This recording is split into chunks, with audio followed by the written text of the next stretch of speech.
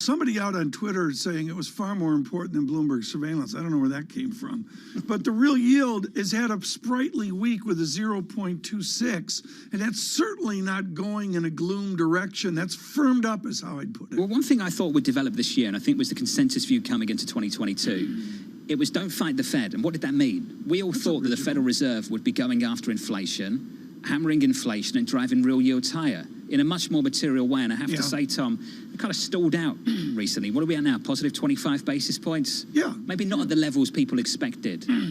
Well, we'll have to see that on the fixed income front. What we've tried to do is inform you about the commodity crisis you're living. Out front first was Francisco Blanch, and I remember the day a number of quarters ago where he shocked the world over $100 a barrel. He's provided real intellectual leadership on trying to figure out where the next gallon of gas is going to be priced. Francisco, thank you for joining this morning. I want to go to the heart of your note, Francisco. You've got a bias upward in price, and you are looking at the price responsiveness, the price elasticity of demand. Are we going to see demand destruction as oil moves up, or is it inelastic? Look, Tom, I mean, high prices always fix high prices. So we are certainly going to see some demand destruction. One of the challenges, and you may remember this from back in 08 when we were talking about these issues, is that as prices go up, governments tend to use fuel subsidies as a tool to keep people happy. So we are seeing a curtailment of fuel taxes across much of Europe. We've also seen some U.S. states doing the same thing, Mexico, many emerging markets. So as prices go up, governments try to reduce that elasticity, and they don't let prices work very much. And therefore, you end up getting bigger movements on the wholesale market, which is kind of what we've seen so far. So that's being a big issue. And the other big issue, obviously, is that we have, as I like to say, the mother Russia of all supply shocks. It's just a very, very big supply shock.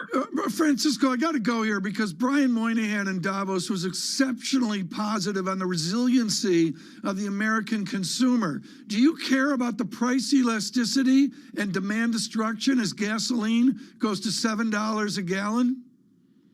I do care, but I will say that if you look across the world, and this is probably one of our most popular pieces of work, which is the energy share of GDP across the world is actually quite high. We're almost back to the Iran revolution levels for the entire planet in terms of the amount of income that we spend in our energy. I'm talking about quantities of oil, gas, and coal multiplied by the price and divided by a nominal GDP. But in the US, you have a twist, and the twist is that you haven't had the global gas and power crisis that we've seen in Europe, that we've seen in Asia. So the US is not enduring record high natural gas or power prices. And I know Henry Hubb's up, but at the end of the day, the U.S. is not facing the same kind of energy prices in aggregate that the rest of the world's suffering from. So I think the U.S. is a lot less exposed.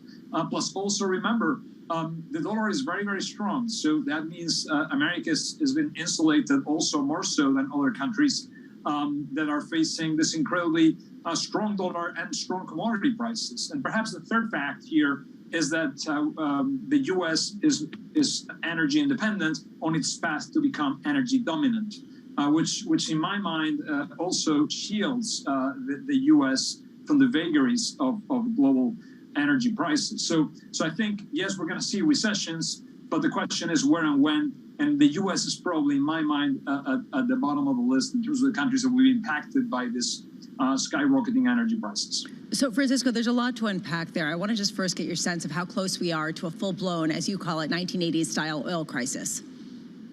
Right. We're not that far. I mean, I think we've seen the global gas and power crisis already in the past 12 months. It started with thermal coal in China. Remember, the most expensive energy commodity ain't oil. It's really been thermal coal and natural gas. We are at $400 a ton of thermal coal. That's twice the level of what we saw back in the financial crisis in 08 when oil went to $147 a barrel. Again, $400 a ton. That's about $100 per barrel of oil equivalent. So oil at 110, 115 ain't expensive when coal's almost the same price level. And then natural gas has also been at record levels in Europe. We've seen nearly $500 a barrel of natural gas prices, about $80 an MMBTU at the highest back in March. So that's what the real issue is. oil is yet not in crisis. It could go into a crisis though, and I think that's the real problem here with the way that sanctions may be implemented. How much Russian supply do we end up losing, and how can that impact the supply-demand balances here? That's what I'm worried about. Francisco, I'd love some real-time analysis from you on the headlines we're getting from OPEC Plus. Delegates indicating that they could be discussing an additional 600,000 barrels a day against the scheduled 430,000. Also, some indication they might decide today on July and August hikes. Francisco, I'll tell you what the market's doing off the back of this. It's erasing losses. Crude's down about 0.6%. WTI back to 114.50. What's your read on those kind of headlines? Well, my read is that OPEC Plus collectively does not want to be blamed for oil prices skyrocketing here on the back of the European sanctions on Russia. So they're trying to increase production and mitigate the upward price pressures. But remember, one of the biggest challenges that OPEC has in this market is that it doesn't have the spare refining capacity. Russia is not only the world's second largest crude oil exporter, it's also the second largest refined petroleum product exporter, and 40% of the diesel that goes into the ICE contract, into the gas oil contract, most important diesel contract in the world, ICE gas oil, is actually Russian. So you're taking a lot of supply out of a very tight market, and unfortunately, when you don't have the refining capacity available and Europe sanctioned both crude and petroleum products, there's not that much that OPEC can do. They can try to keep a lid on crude oil, but that's not necessarily going to help the price of diesel, the price of gasoline, which is ultimately what people buy at the pump. Well, Francisco, just a final word from you then on that topic. OPEC can't do anything, seemingly to influence the price of things at the gas, according to what you just said, because of refining capacity. Where does it leave the administration here in the United States as the president, according to our reporting, gears up for a meeting with the Crown Prince? What can the president do here in America? Well, look, I mean, I think we continue to do what we've seen, release a little bit of SPR. The SPR has some barrels of petroleum product available, which are being released into the market. I think the challenge is, honestly, is that we are tight on every front. Commercial inventories are very low, as are government inventories, because we're drawing them quickly. So I think perhaps we should start thinking about demand rationing measures. Maybe stop subsidizing fuels, but more importantly, maybe think about limiting speed on highways and doing things that actually. You think, Francisco, that's where this could go in this country? Demand rationing?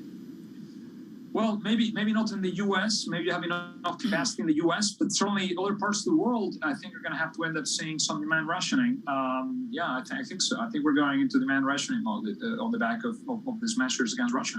Well, Francisco, great to catch up. A longer conversation needs to be had. Francisco Blanch there of Bank of America. Tom, can you imagine that happening here? I cannot imagine it happening here. We're huge. We underestimate, John, how sophisticated, dense, and huge the U.S. economy is. To the beginning of the conversation, when Francisco Blanch talks about the government support for their people on hydrocarbons, or say in Egypt on wheat, that's the tip price. There's a kink. There's a moment where the price of oil precludes that government support. That's the political tension. Can you imagine the polls, Lisa, if that took place? No, although we are seeing that in Nigeria. They halted certain airlines in order to avoid having even higher jet fuel surcharges. Equity futures this morning, and good morning to you. We are positive about 0.4%. Jobless claims in America. Up next, this is Bloomberg.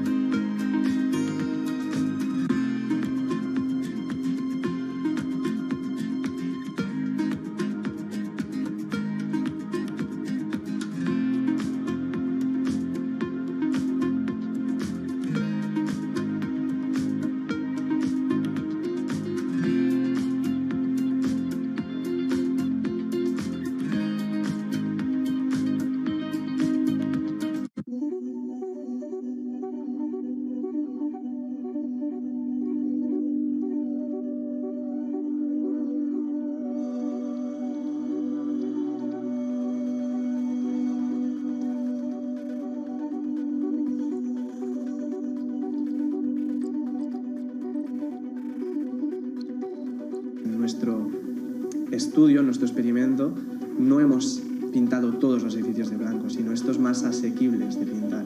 Y ya hemos detectado reducciones medias en el área metropolitana de 0,8 grados aproximadamente en un periodo de ola de calor y con picos máximos de 4 grados de disminución en un momento puntual del día, en una zona puntual del día.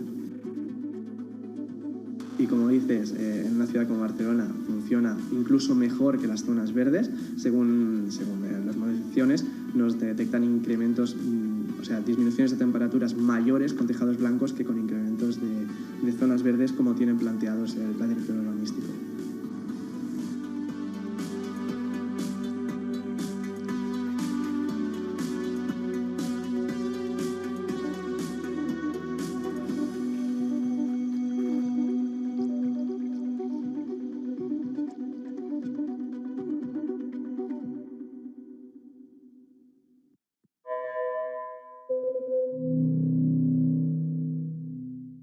Front Row, exclusive interviews with the most influential figures in finance. Lloyd Blankfein. Deflation is a terrible thing. Inflation you could tolerate.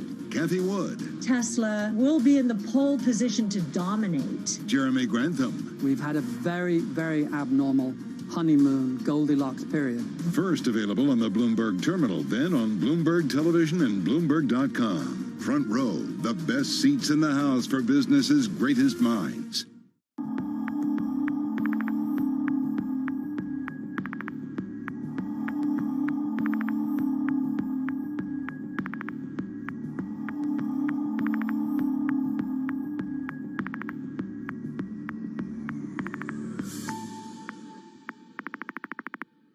Why do the biggest names in business choose Bloomberg? That is a great question. It's a great question. It's a great question. Great question. Great question. Great question. Great question. That's going to be the best question I get all night. I'm glad you asked that. Bloomberg Television. Top experts. Great questions.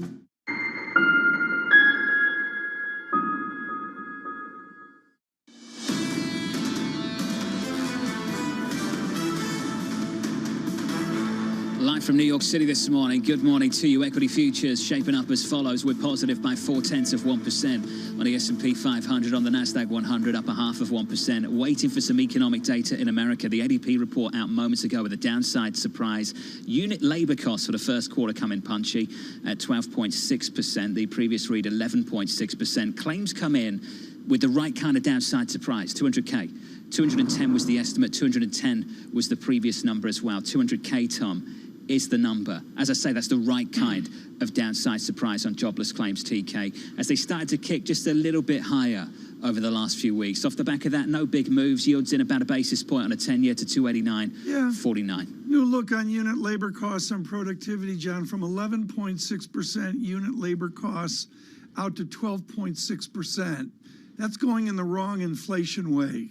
You know, I'm sorry, there's going to be a lot of data, John. It's really important. I think the 200 statistic, you know, it matters. I don't know what else to say. And Tom, to add to what Tom's just said, to get to 35,000 feet, you look at the data, you see claims going lower, you see the inflationary component to the story. I know it's the first quarter and it's a bit dated.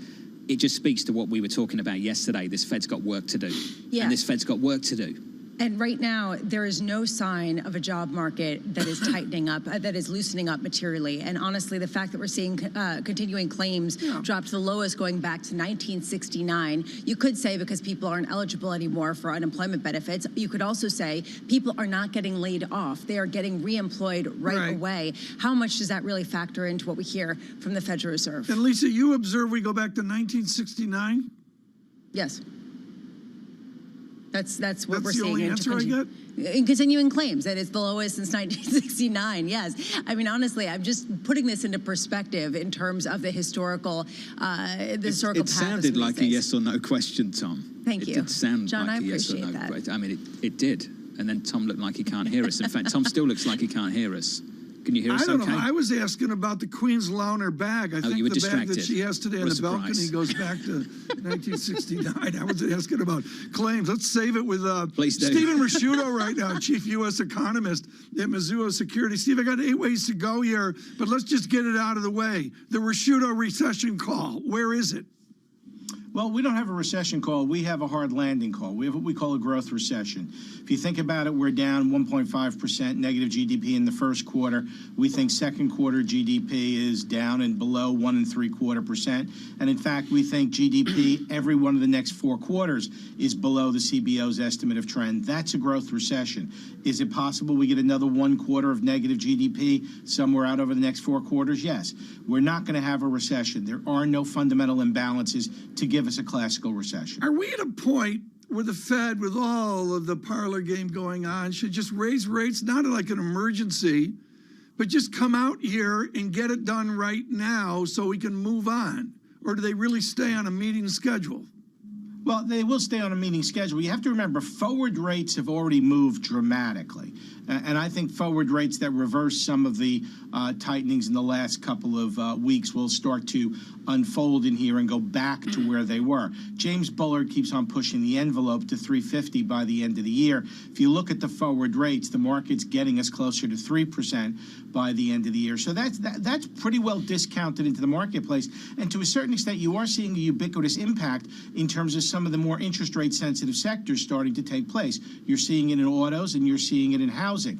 Now, getting back to Lisa's question earlier about the labor market showing it, when you look back at history, you always see tops in a nice, evolving, smooth pattern. But when you live through them, they're much more of a discontinuous drop in activity. So I think as we get further into this summer, you're going to see that discontinuous drop from the cumulative effect of the rate hikes that are already being discounted in the market. But so far, Stephen, if we are seeing what the Fed is going to do being priced into the market, is it working? Do we have any evidence that it is working to either slow the labor market or slow inflation?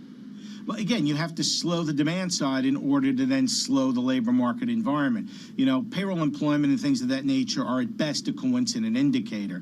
So to the extent that you're taking aggregate demand down and you're going to have a couple of quarters, several quarters of below trend GDP, that is going to have an impact on the labor market. It's just not going to have an impact on the labor market as quickly as markets would like, which is the reason why when you look at what's happening in terms of the market betting last week that the Fed was reaching an inflation point, that was much too premature. And they took out some of the rate hikes for the end of the year as a result of that speculation. And I think that speculation is going to be fully reversed and more rate hikes are going to be discounted in as we go forward in here in the next couple of months. So there's a lot to unpack.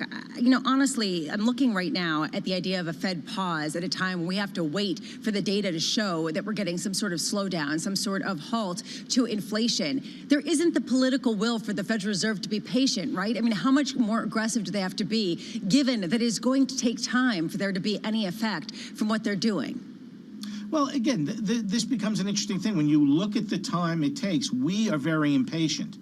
When you consider the fact that you have a fiscal tightening going on, a currency tightening going on, a monetary policy tightening going on, and we're already seeing a broad effect on interest rate sensitive sectors, and we're only 6 months into it, that's a shorter lag than normally occurs in monetary policy. So I think over the next couple of months, you're going to see that momentum of the drag increase. And that's what's going to be necessary to take the labor market down, to take the inflationary pressures off the equation. But look, inflation's not going to come down quickly. And this goes back to Tom's original point about the non-farm payroll numbers in terms of the productivity and unit labor cost numbers. You know, there is going to be a one-time permanent upward adjustment in prices, and there's going to be a one-time permanent upward adjustment in costs. The question is, are those one-time upward adjustment in prices going to be validated by a one-time upward adjustment in wages? And my answer is no, primarily because the Federal Reserve is going to crush economic demand. And because they're going to do that, wages don't catch up to where prices have gone. And households will be less well off coming out of this than they were going into it, which means the economy will be that much weaker coming out of this. Stephen Rasciuto, you and I have seen OPEC, and then there was OPEC 2, and then there was 1986, where events take over. You are overcome by events. Can we see the same kind of shift here again, where OPEC just says enough? I think you can. I mean, look, every boom in oil prices is followed by a bust in oil prices. And it really is a function of the market momentum. It's a function of the political environment. It's also a function of the the efficiencies that get created in a system to deal with the higher prices. And this will eventually happen. Whether it happens in 2022, 2023, or 2024, I'm not sure, but it will happen. I mean, Lisa, I can't convey enough. The Risciuto family had a VW diesel.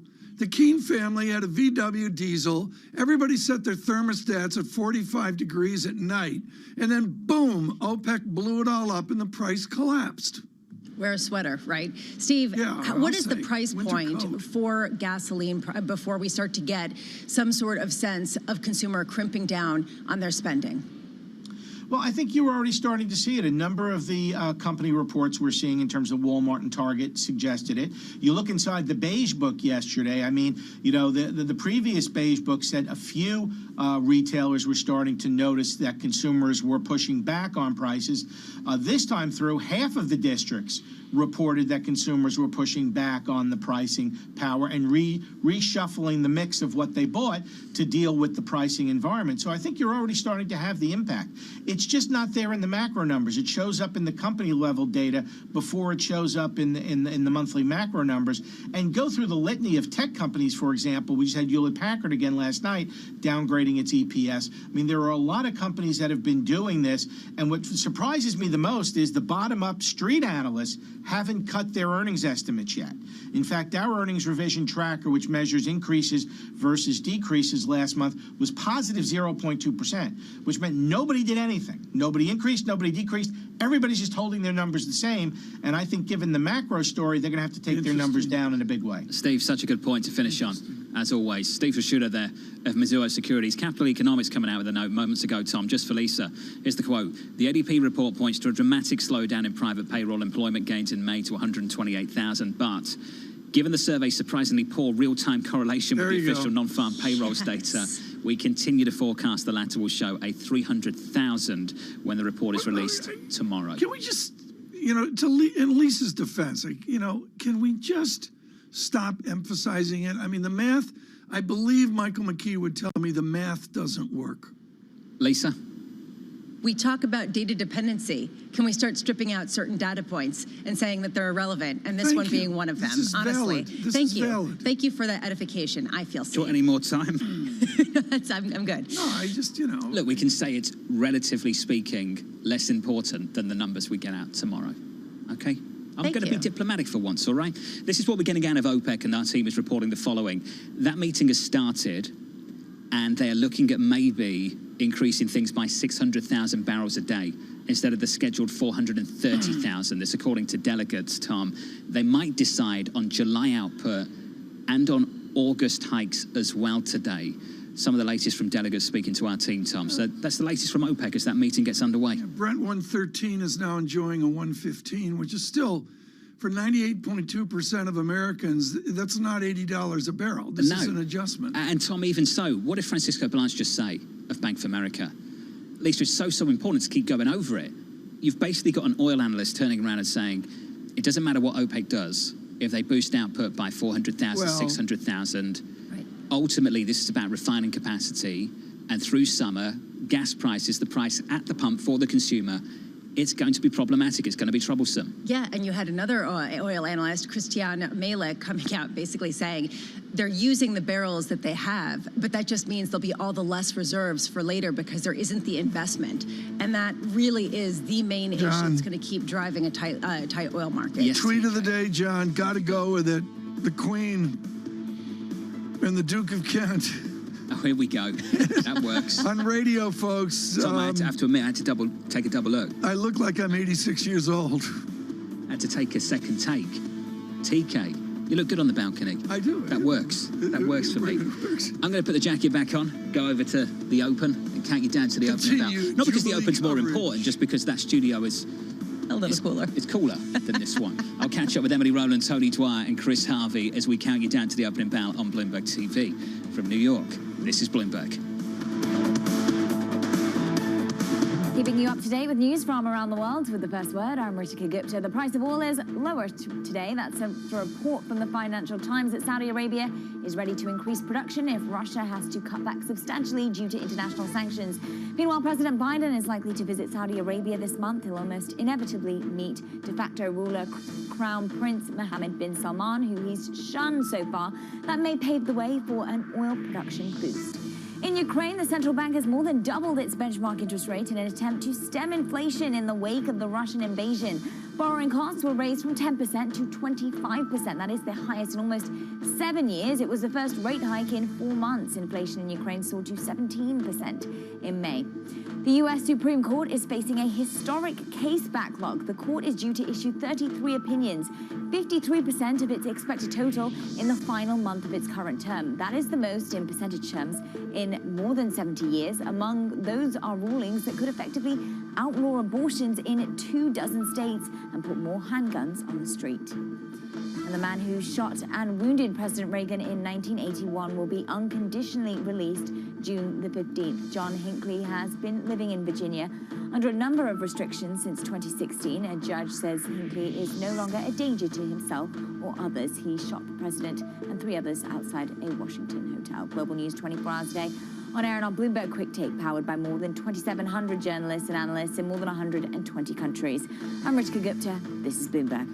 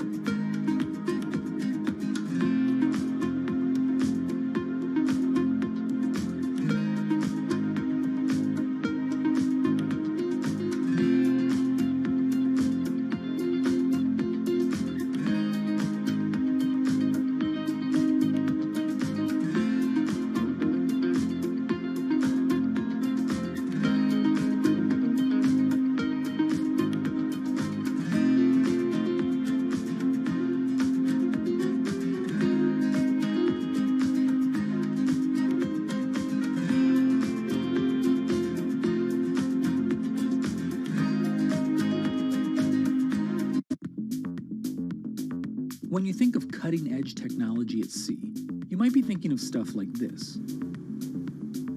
But there's an incoming revolution on the high seas that isn't quite as sexy, but could be significantly more impactful. Container shipping is the key component of global trade. About 80 or 90% of all the world's goods are transported at sea at some point. But there's a significant unseen cost to the modern era of global commerce. About 3% of all the world's CO2 emissions come from shipping. 3% may not sound like a lot, but that's roughly comparable to the entire CO2 output of Germany. Since reducing trade isn't a likely option, what about a technological improvement to help reduce the emissions from these well-stocked maritime behemoths?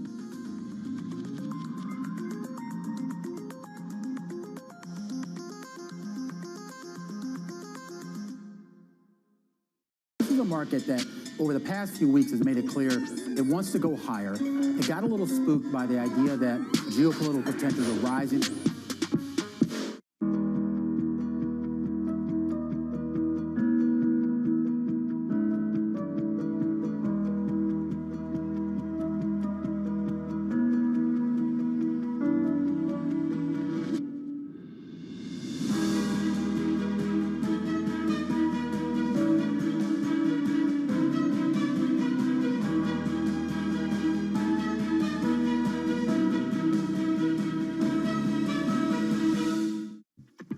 When you think space, you probably think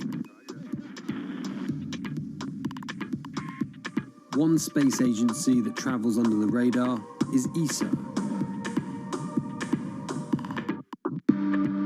which is surprising considering what the European Space Agency has achieved and how vital it is to the global space industry.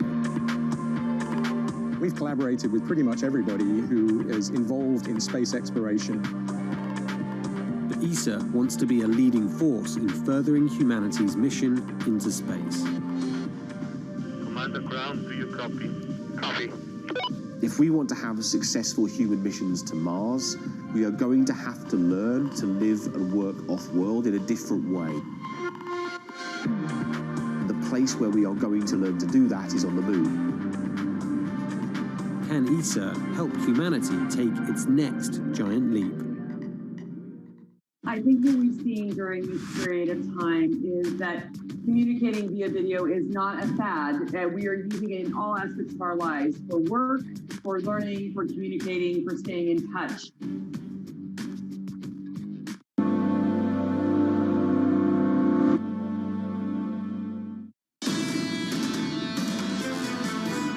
When there's optimism, when there's greed, when there's risk tolerance, and so forth, that's a very difficult climate for the value investor to find bargains. Now the prospective returns on many asset classes are higher than they were just a little while ago, and again, a much better climate for the bargain hunter. Howard Marks of Oak Tree Capital, a really piercing interview with Lisa yesterday. Lisa Bramwitz, what really dazzled me there was when he talked about the hurdle rate for the Metropolitan Museum of Art, where he helps run the money. And he said, look, it was 5%, and maybe in the new regime they can take out 7% a year. Are we all going to be saying that? Or more than 7%, because if you just take a look at high yield bonds yields, the average yield is about 7% or even higher, which is a stark change. Does it matter? I guess that the bigger question is, does it matter if you can get more yield in an environment where inflation is that much higher and the real takeaway is still basically the same, Tom? Howard Marks there of Oak Tree. Right now we're going to move on to an incredibly important essay. It is by no surprise Barry Ritholtz, host of Masters of Business, chairman of Ritholtz Wealth Management, and we're thrilled he could pull away from his watching of the Jubilee coverage in London today. Barry, I thought your note was spectacular about recessions state by state. You have the courage to go granular and do a lot more analysis than the cheap punditry. Does Mississippi have a recession, or does Montana have a recession? No, not only do they not have a recession, but they're expanding by the most they've expanded in quite a while. In fact, if you look at the Philadelphia Federal Reserve Index of state coincident indicators across all 50 states, every state in the union is expanding. We have all 50 states who not only are not in a recession, but are seeing their economies grow. And when you look at the history of recessions, going back 30, 40 years, long before a recession starts, you start to see that number go from 50 states to 45, 40, 35 states. You just don't have a recession start with all 50 states in expansion, including 2020's pandemic. The economies had slowed in a number of locations before that recession began. Right. Barry, what is the history of the pundits getting wrong how corporations adapt given inflation? The collective memory of our listeners and viewers on inflation is maybe 5% understand what a real inflation is. And the fact is corporations adapt.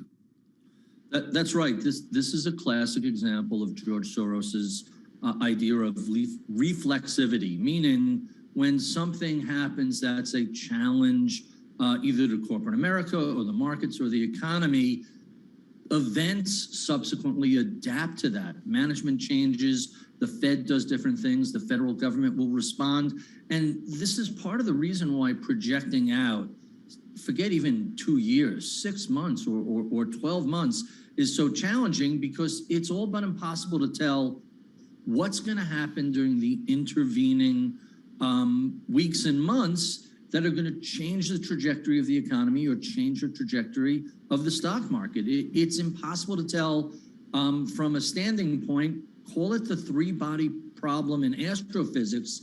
There are just too many variables to figure out what things are going to look like that far down the road. Given that, Barry, and given the fact that corporate executives themselves have basically come out and changed their projections or withdrawn forecasts, if you take a look at S&P Global yesterday, because they just don't have a clear read on things, how well can companies really adapt? Or is this a new environment of disadaptation, right? Because there just is this big unknown. So I love the irony of the company in charge of guessing what future credit and earnings was going to look like has no forward recognition. The reality is they never do, but we're normally more comfortable pretending. That's the whole trope about uncertainty. The future is always inherently uncertain. We just can lie to ourselves pretty effectively most of the time. So we see two things going on with corporate America. The lack of visibility, like there ever is a whole lot of visibility, is one thing, but I've also noticed a pretty substantial uptick in insiders buying their own stock. And that's always a welcome sign. It doesn't mean we're at a bottom. We probably have some more work to do, but who really knows? But when you see insiders stop selling and start buying, it tends to suggest that the world isn't coming to an end. Now, Barry, got to leave it there. Barry Reynolds, thank you so much, particularly on state-by-state analysis of recession. Lisa, jobs tomorrow. I can't believe the survey's still there, 3.5% unemployment rate. It's going to keep going down. That is the expectation. There still are a lot of job openings, and there's still a lot of companies looking to hire. You know, Peter Bukvar over at Bleakley Advisory came out with an explanation of how ADP can be useful. He dug into particularly small businesses and talked about the second month in a row of declines in terms of jobs added. And the way that he interpreted this was these companies are having a tough time competing with newly elevated wage bars set by its bigger competitors. How much is that going to become a theme? Right? The Amazons, the Walmarts really setting the bar with minimum wage, smaller businesses having a harder time.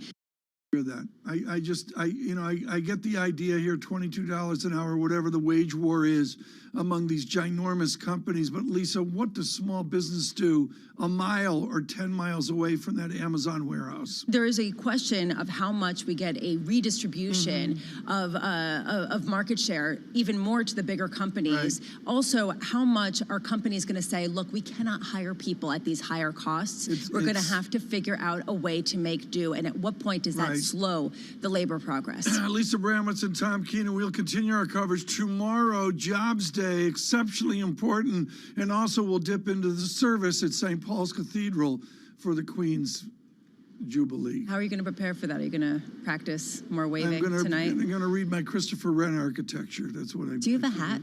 You should wear a hat. I should wear a hat. You should wear a hat. I think that it would be fabulous. Tomorrow's jobs report, I think, is actually one of the key reports that we're going to be getting. Thanks. That was just really ungraceful. It was just a complete shift. But I am looking at those jobs numbers for some sense of what the Fed can cling to for that patience that so many people think can happen, that they get to neutral and then stop. This is an interesting market. Stay tuned. We'll continue on radio and television. Thomas Petrie, truly one of the most knowledgeable on American oil in the 12 noon hour. Stay with us. This is Bloomberg. Welcome back to another special Roland Garros update for Bloomberg TV and radio from Tennis Channel. I'm Erin Coscarelli. The women's semifinals are set after Wednesday's quarters in Paris. Iga Swiatek extended her win streak to an incredible 33 matches with a commanding straight sets win over American Jessica Pegula. 30 winners and 5 breaks for the Polish star on her way to the semis for the second time in her career. She'll face Daria Kasatkina for a spot in the championship match after she edged Veronika Kudermetova in 2 tight sets, reaching the Final Four at the majors for the first time. The Russian described the victory as a dream come true after closing out the hard-fought win in the second set breaker after just over 2 hours on court. And don't forget, you can watch all the action from Paris live on Tennis Channel. Coverage continues Thursday at 6 a.m. Eastern. I'm Erin Coscarelli.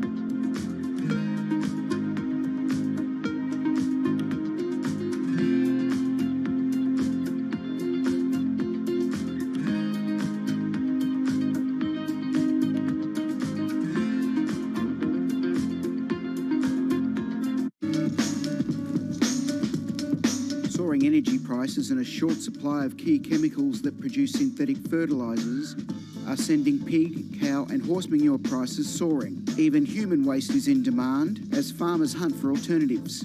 Fertiliser helps increase crop yields. You can see how much moisture is held into this. It's a lot of organic material into the compost, so it breaks down, the manure and the straw breaks down into a friable mix that can be mixed into your soil in the ground and for growing a whole range of different vegetables.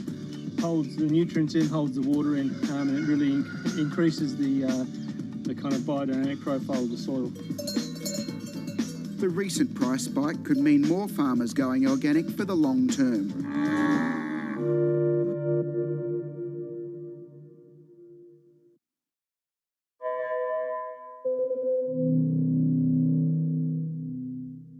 Bloomberg has enhanced search on the terminal to deliver what you need when you need it. Now, you can simply type phrases in everyday English in the command line. Compare financials. Find people. Analyze markets. You can enter phrases or ask questions. What do you want to know today? Ask a question or visit SearchGo to find answers now.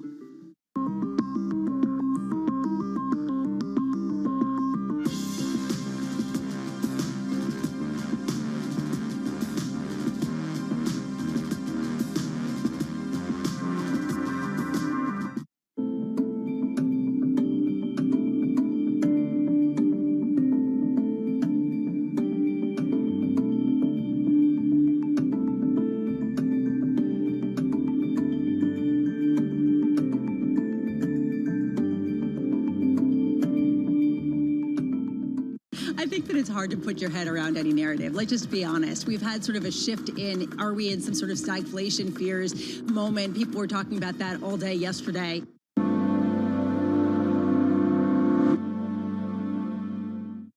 Live from New York City this morning. Good morning, good morning. Your opening bell just moments away. Equity futures pushing higher by a couple of tenths of 1%. The countdown starts right now.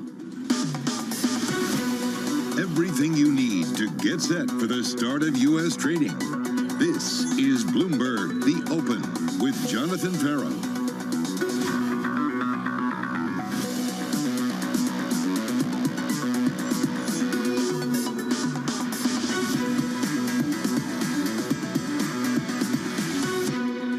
Live from New York City, we begin with the big issue. Jamie Dimon's latest weather report. Going against Jamie Dimon is not something that people really want to do. Of course, the situation is quite challenging at the moment. It's hard to know what direction we're headed. We're awaiting some of that May data. The data, unfortunately, is completely mixed at the moment. There's a lot of indicators out there. Things have been moving quickly and a lot could change. So we've got this kind of slapdash economy where fundamentals are good. We have very, very serious risks. People tend to get very nervous when we've had this kind of repricing in the markets. A healthy economy can suffer a shock and can suffer a recession. And the question is that about to happen? We've worked off the froth that had been created by the Fed's liquidity. It is definitely hard to tell whether they will be able to engineer a soft landing or not. We need to get into Q3, see what happens. The reaction function of the market is what we care about. Joining us now to discuss, John Hancock's Emily Rowland, Tony Dwyer of Canaccord Genuity. And first to you, Emily, is a hurricane coming and how bad is it going to be? Yeah, I don't know if it's a hurricane or a tornado or some other weather event, but certainly a spooky statement from Jamie Dimon yesterday regarding the current market conditions. And, it's obviously a challenge here. We're entering a period right now where the Fed is doing the most aggressive tightening that we've seen in modern history.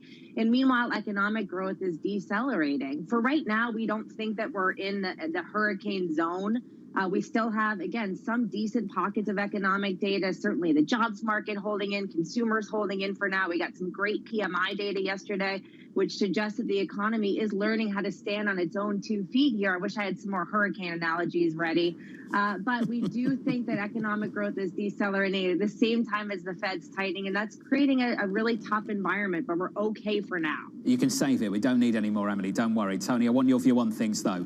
Not just the interest rate increases, but the QT as well that starts this month. Well, So the QT, first of all, as I understand it, I know it starts June 1, but there's no maturities until June 15th, as I understand it from my friend Chris Lowe over at TN. So I don't know that it's going to have an immediate impact, but here's another thing, John, that people really don't talk too much about. The Treasury new issuance is really collapsing. So if you think back to when QT really hit the market in 2018, you were funding $1 trillion tax cut from the Trump administration, $1 trillion. So you had the issuance of treasuries going up and to the right. We currently have a collapse of treasuries issuance. And that's because there was so much money created by the economy and financial markets last year through capital gains. Government doesn't know what to do with all the money right now. Now that's going to change in a year, but that's the situation. So I think QT is a lesser of a story. I think the real story is that what if something already broke? Like Jamie Dimon is coming out with this surprise statement.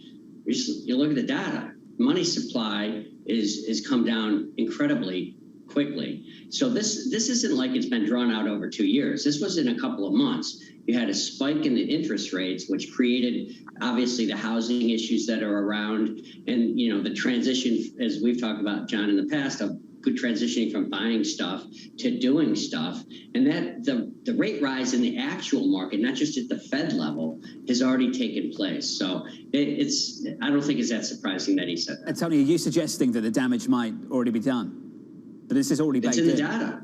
If I look at John, as you know, I could be the good guy and I could be Dr. Evil, both sides. So, and that can come with money availability. If you look at money availability, you saw a record level of money availability. You define money availability or real liquidity as money supply growth plus equity and bond, mutual fund, and ETF growth, readily available money, versus what is being used for economic output as seen through industrial production. You saw a historic rise in that coming out of the pandemic, when the solution is always the same. You throw as much money at it as you can. So now the only time it's dropped to this degree has either been in a really sharp slowdown or already in a recession. So I think the idea that it's all good, don't worry about a thing, we can take an incredibly levered economy, shut down the money supply and excess liquidity, and it's going to be fine, I think works for a little bit of time. I wonder what you both think of this call then. I put out that Jamie Dimon quote yesterday, and then I put out the quote from Marco Kolanovic of JP Morgan, the chief equity strategist. The amount of people that wrote back to me and just asked, did Jamie and Marco speak to each other?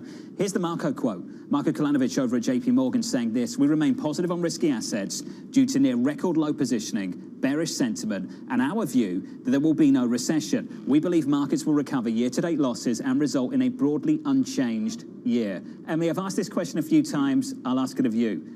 What needs to go right for this market to recover year-to-date losses and result in a broadly unchanged year?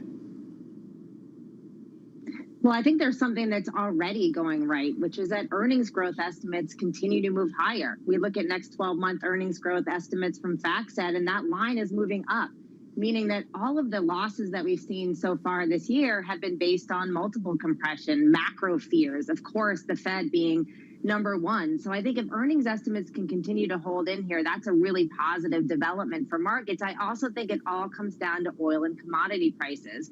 This relentless move higher that we've seen in energy prices has really sort of ratcheted up the expectations that the Fed's going to need to move aggressively, which then ratchets up the expectations that the Fed engineers us into a hard landing. If oil prices can come down, then we may see the bond market reprice for fewer rate hikes, and I think equity markets here can leap. Bit of a connection problem with Emily, but we'll establish that. I'll go back over the piece from JP Morgan and the reasons why Marco Kolanovic is so optimistic. The conditions required for this to happen. He points to a strong US consumer, the global reopening, more specifically, an important factor for him and the team seems to be Chinese stimulus, and he pushes back against this idea that only the Fed making a U-turn can change the course of markets here. Do you push back against that, Tony?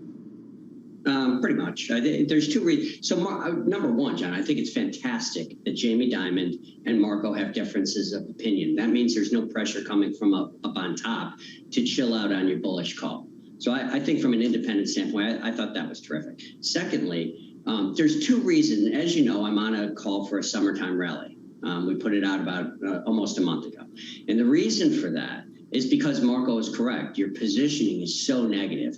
There's two reasons that the market can turn from this kind of an intermediate term correction. Either it gets oversold enough and there's just nobody left to sell. And I think that was the case. Certainly the positioning, as Marco suggested, got excessive, and that's why we dipped our toe back into the market. The second reason is that, plus you couple it with a real fundamental money change. Remember, what makes stocks go up? It's not all this funny academic stuff we talk about. It's you've got to have money to invest it.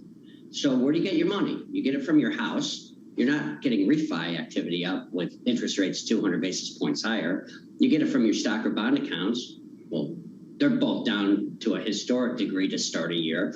Or you get it from a bank. Jamie Dimon just told you he's getting tighter in monetary policy, or in lending standards. So when you couple, and you got a Fed that's tightening. So when you couple all of that together, where are you going to get the money? So we got a nice oversold rally. I think when it continues into the summertime, like 1994 or even 2018, but ultimately it comes down to you have to have a shift in money availability to buy stuff or assets to make them go up. 22 minutes away from the opening bow. Futures are raising again to this morning. We're down about 0.1%. Tony talking up the importance of the economic data. A whole range of data points over the last 24 hours. Claims earlier this morning. Yesterday, the ISM manufacturing print. Tomorrow, all about payrolls Friday. Mike McKee joins us now for more. Morning, Mike. Good morning, John. Well, Dr. Evil told us the numbers are in the data already, but here's where I get to be a two-headed economist, because they are and they aren't. Last Friday, we got consumer spending still strong. As you mentioned, yesterday we get ISM still strong. On the other hand, as Emily was saying, we have the oil price skyrocket going on. But we also have consumers pushing back, according to retailers who say they're having a harder time raising prices. So where does that leave us? Still looking at the labor market. And for that, we get mixed pictures. We get the jobless claims numbers this morning, 200,000, and it is a remarkable low. But we also get the ADP figures, which show us at this point that job creation is slowing. Kind of what we want to see. Two numbers that people hadn't paid attention to, or at least not a lot of attention to. Housing got some notice, new home sales plunging, and as you can see, auto sales come in weak. Those are the most interest rate sensitive sectors of the economy.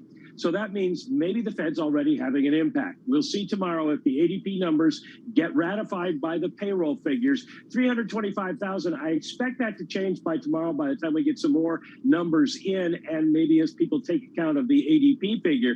But at 3.5%, unemployment still suggesting that there is a ways to go, a slowing that needs to happen before we can say that we're getting out of the inflation woods. Mike McKee, one of the best. Looking forward to your coverage tomorrow, Mike. Thank you, buddy. Looking at the data tomorrow for payrolls. Emily Rowland, we're looking for unemployment to come down to 3.5%. The Fed is at 3.5% in 2022, in 23, and 3.6% in 24. I asked Kathy Jones at Charles Schwab this morning, what did she make of that forecast? She said they were the aspirations of this Fed. You shouldn't take that as a forecast. How achievable do you think that aspiration is? We think it's going to be tough, John, especially given how fast this cycle is moving. Right now, the Fed is completely focused on one side of its mandate, which of course is tackling elevated inflation. We think that flips. Right now, we're looking at a teeter-totter in which inflation is what's driving everything across asset classes. We think that flips to fears of a growth slowdown next year and a potential recession into 2023. So the jobs market's going to be part of that. The Fed's going to need to start to tackle issues with unemployment as we get closer to a recessionary period. They're not worried about it right now, but we see that unemployment rate going up over the course of the year, again, as these late cycle dynamics play out and we start to position for a slower growth environment and potentially unemployment to go up. Emily Rowland, Tony Dwyer, sticking with us. A little bit of breaking news on Microsoft. Let's get to Abby for more. Morning, Abby. Hey, John. Well, we do have some breaking news here on Microsoft over the last couple of minutes, and it has to do with a bearish pre-announcement for their fiscal fourth quarter. So this is a big deal. This is why we've seen the futures reverse to the downside.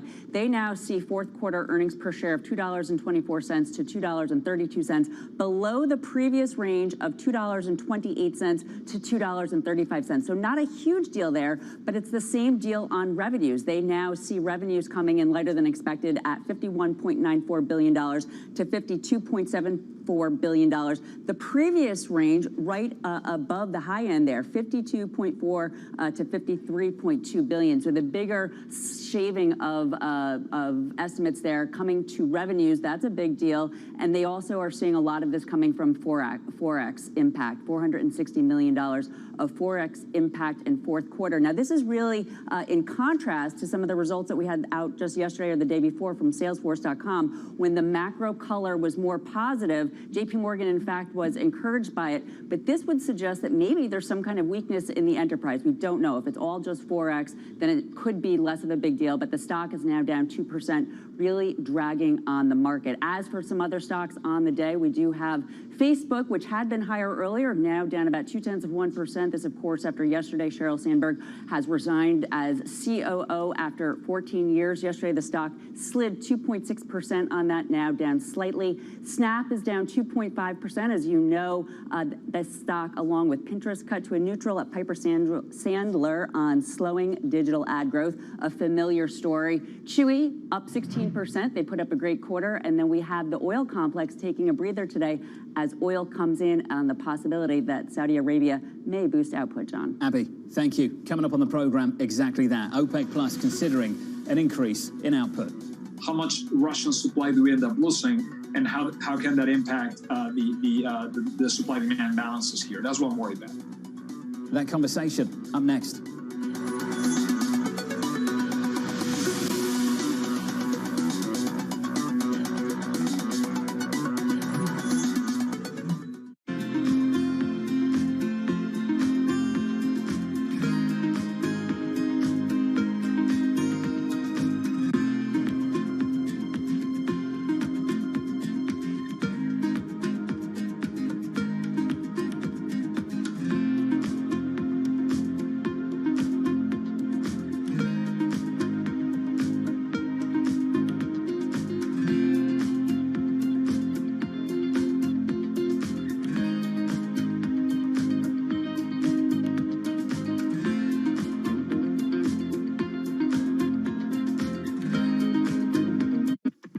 When you think space, you probably think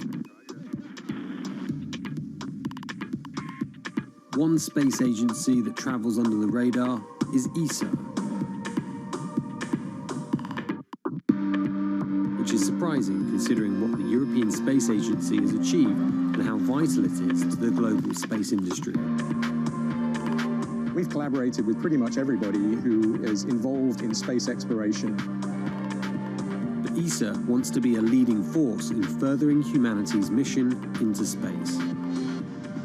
Commander Ground, do you copy? Copy. If we want to have successful human missions to Mars, we are going to have to learn to live and work off-world in a different way. The place where we are going to learn to do that is on the moon. Can ESA help humanity take its next giant leap? It's really a reminder, isn't it, just how sensitive the markets are to any commentary about trade. We did see some pressure on the yuan, we did see some pressure on the futures. That is now being reversed.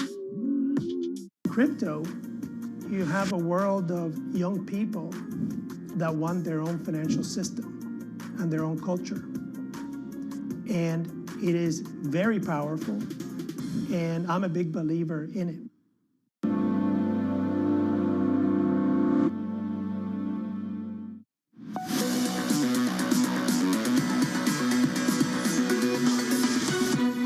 We've seen nearly $500 a barrel of natural gas prices, about $80 an MMBTU at the highest back in March. So that's what the real issue is. Oil is yet not in crisis. It could go into a crisis though, and I think that's the real problem here with the way that sanctions may be implemented. How much Russian supply do we end up losing, and how can that impact the supply-demand balances here? That OPEC meeting happening right now, and the group ready to increase output by 648,000 barrels a day in July and August, potentially smoothing the way for a meeting between President Biden and the Saudi Crown Prince, which Bloomberg reports could happen this month. Bloomberg's Anne-Marie down in D.C. alongside Julian Lee in London. Julian, first to you on OPEC. This deal that we could see today, how important is it? I think it's hugely important. I mean, the numbers may not look big, and they'll be even smaller in terms of actual volumes coming onto the market, because it looks like it'll be shared pro rata among everybody, and there are a large number of countries that are, bumping up against their production capacity. But it's important because for the last 6 months or so, OPEC Plus has consistently been saying the world doesn't need us to do any more than we're doing already. Our production increases are adequate. And this is the first time that they've now sort of done a U-turn and said, actually, we need to do more than we had planned previously. And I think this speaks to some kind of a thawing of relations, perhaps, between Saudi Arabia and the US, tempered by the fact that the Saudis don't want to alienate their new friends in Moscow. So the kingdom playing a bit of a balancing act there, but clearly taking the concerns of consumers more to heart than they have done in the past. AMH, speaking of U-turns, the President of the United States reportedly ready to meet with the Crown Prince. Your thoughts on that? So it's likely that he will take this trip to Saudi Arabia. The administration would likely probably bill this as the fact that the Saudis are in charge of the GCC right now. But if it goes to Saudi, he's obviously, as you say, going to have to meet with the Crown Prince, Mohammed bin Salman. This is a huge U-turn for this administration. When the president was on the campaign trail, he had called Saudi Arabia a pariah. They said that they would only deal counterpart to counterpart. He at one point said there's no redeeming qualities about the government, about the kingdom. So this is going to be difficult politically. But the issue you have, Jonathan, is their number one domestic concern is inflation. This is why the Biden administration is tanking in the polls. And all of this has to do with, of course, that advertisement every single day you and I see on the side of the road, and that's the price of gasoline. Again today, another record. You have to fix it. And then do you want to fix it, you have to deal with the individual that has the spare capacity of oil in the world. And then we've got to talk about refining capacity as well. And Julian, we caught up with Francisco Blanch of Bank of America this morning. Yeah. He basically said, whatever OPEC does today is not going to change the story that Anne-Marie just talked about in a material way. This is about refining capacity. Russia's a massive part of that. Does this make a difference to the price at the pump? I think it probably doesn't make much of a difference. I mean, it may change the market psychology a little bit for a short while, but I do think that these real bottlenecks in the supply chain, and the biggest bottleneck at the moment does seem to be in the refining sector, those are going to start re-exerting their sort of pressure on the market again. So I think any relief is likely to be temporary. We have got new refineries starting up. Kuwait has started up the first processes at a new refinery that it has built. There's other capacity coming on stream. Some of the refineries are starting to come back out of maintenance. That may boost throughputs a little bit, but it's still looking pretty tight, particularly for transport fuels. Julian, thank you, sir, in London, alongside AMH in DC. Emily Rowland, great to have you with us. We're up 58% on energy equities on the S&P 500. Chris Verone of Strategas this morning said overbought, not overowned. How important is that distinction? It's very important, and I think that you're seeing particularly momentum type investors really benefit from this, trade. It's been one of the only areas of the market that's worked this year, and we're continuing to see investors pile in. But I bring it back to this idea of the teeter-totter, where right now markets are focused on these inflation plays, right? And we're not seeing any areas really across assets being priced at all for a global slowdown. So we think as we move more towards that phase and the teeter-totter starts to shift, we see things that are really showing out performance. You look at areas like European value stocks, other economically sensitive areas other than, oil. You see, treasury yields continuing to climb here. All of those things have to reverse. All of those dislocations need to come back into balance here as we move into this late cycle period. So we're bringing out our late cycle playbook here, and energy, frankly, is something that will be fading as the year progresses. And I have to say, when you talk, it doesn't sound like late cycle, it sounds like end of cycle. What's the difference? Well, it's quick. So late cycle tends to be, you sort of blink and it's over. And I think in particular, because this cycle has been aging so rapidly, the late cycle period is going to move right into recession. We haven't experienced a cycle this fast in modern times, really since the early 1980s. 1980s, given the level of elevated inflation here. So things are moving fast. We've enjoyed this mid-cycle period in which, we've had some stability in terms of the data. We've had earnings growth continue to climb. Now it's getting a lot choppier. You want to think about leading into areas like high quality bonds. You're getting 3.5% on the aggregate bond index. Every advisor I've talked to over the last 10 years has said they're waiting for a better entry point in bonds. This is it. You're looking at higher quality companies, which to us are the baby that's been sold or thrown out with the bathwater.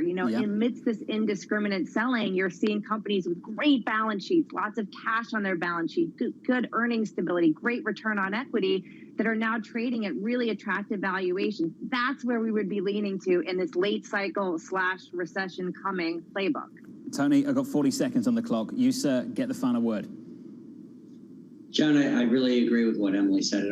As I said before, it all comes down to money. You asked the right question earlier. What could fix it, right? What is the positive side of this story? And if you wanted to think it's a 1994 or 2018, it really comes down to at the end of the summertime, the Fed starts talking down their hawkish tone and their neutral rate. I don't think there's any way that an economy that's this levered can get it to a neutral rate like they say. So if they do that, you bring down the market rates, which helps the interest sensitive areas as they bring up the Fed funds rate. But ultimately, I think the neutral rate, as we've talked about so many times, every cycle, it's below the prior peak. Yeah. It's more leverage. It's going to be that way this time. Tony, awesome to get your thoughts alongside Emily. Thank you to you both. Just got that headline, that confirmation, OPEC Plus agreeing to hike output by 648,000 barrels a day in July and in August too, that according to delegates. Coming up, the morning calls, and later, Chris Harvey of Wells Fargo at the opening bell.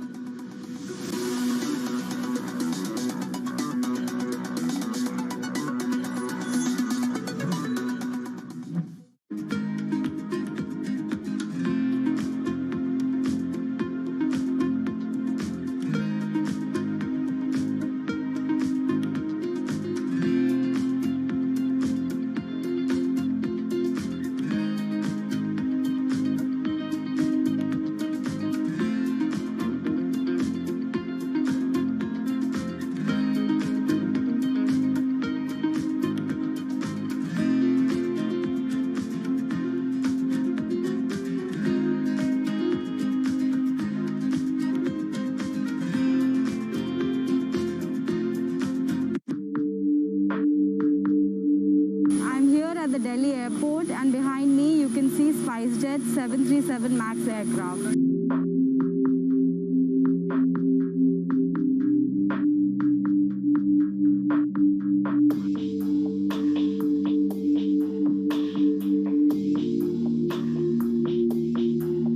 SpiceJet Chairman earlier today said that Boeing is going to compensate SpiceJet in form of cash and aircraft.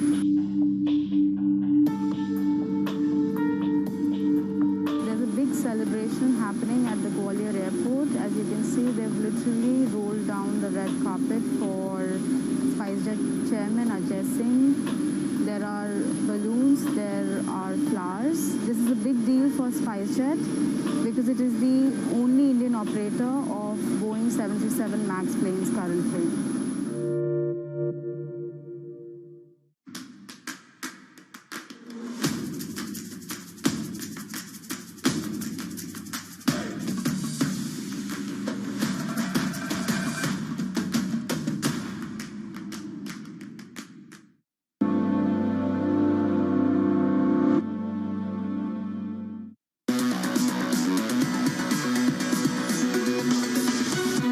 Minutes away from the opening bell, equities just about negative on the S&P by 0.1%. That's the price action. Here are your morning calls. First up, Wolf Research downgrading Comcast to peer perform, pointing to macroeconomic and supply side headwinds. Next up, Piper Sandler downgrading Snap to neutral, expecting digital advertisers to cut down on their spending. And finally, Baird reiterating his outperform rating on Meta, saying it's the right time for Sandberg to leave, handing leadership over to the next generation. Coming up, Chris Harvey of Wells Fargo.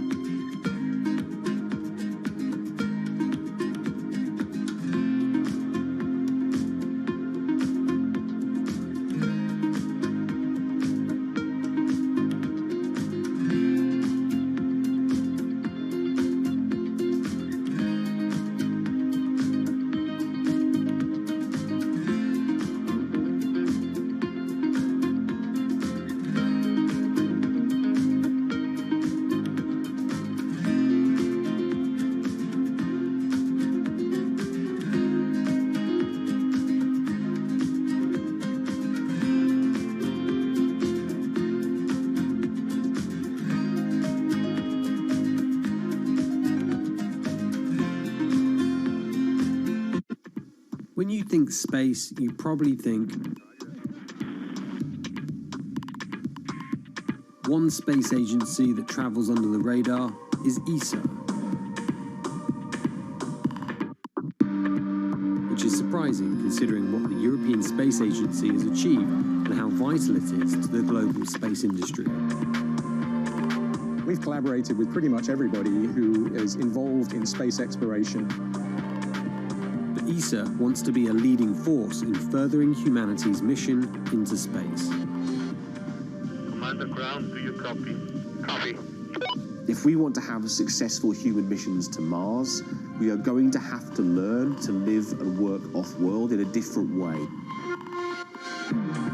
The place where we are going to learn to do that is on the moon. Can ESA help humanity take its next giant leap? Access the financial world on demand.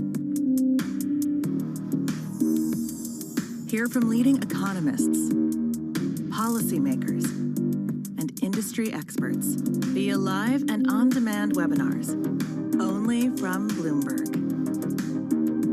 Start exploring to see what's moving the markets. Visit Bloomberg.com/webinars.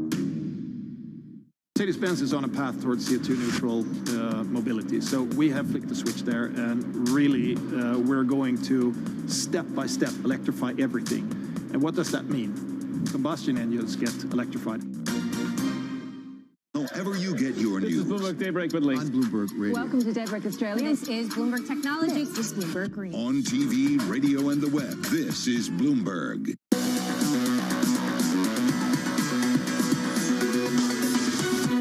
25 seconds away from the opening bell in New York this morning. Good morning to you all. Your equity market set up as follows. Negative, just 0.02%. Pretty much dead flat on the S&P, and the Nasdaq 100 negative about 1/3%.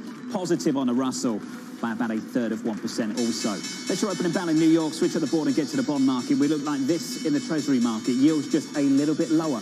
Well, let's call it a basis point to 289.31. Crude totally unchanged at 115.35, even with that increase in output over at OPEC Plus for July and for August. An upside surprise that you would think would have an effect, but apparently not. We can talk about that a little bit later. Through the day on Bloomberg TV and radio. In the FX market, tons to talk about with Microsoft very much in the hairs of all of this. Euro dollar 107.04, positive 0.5%. Stronger euro today, but weaker euro the story of the year so far. That's the cross-asset price action. About 30 seconds in. Here are your movers. Here's Abby. John, well, we do have a little bit of a wobbly open for stocks, as you were just pointing out, but one mover to the upside, although it's off of its highs because of that Microsoft pre-announcement, Amazon. Amazon now trying for a 6th up day in a row over the last 5 days, gaining by 14%, and actually now it's flipped ever so slightly lower. Let's see if it can regain its momentum that it's had over the last 5 days, narrowly avoiding that 1 trillion mark to the downside. There hasn't really been a fundamental reason for this upside, but investors want in on Amazon. Let's see again if that continues today, where they are certainly going today. Chewy up about 14%. This after the company put up a great quarter. They beat on important metrics, including EBITDA. It seems as the pandemic trends are staying in place, at least for Chewy.com.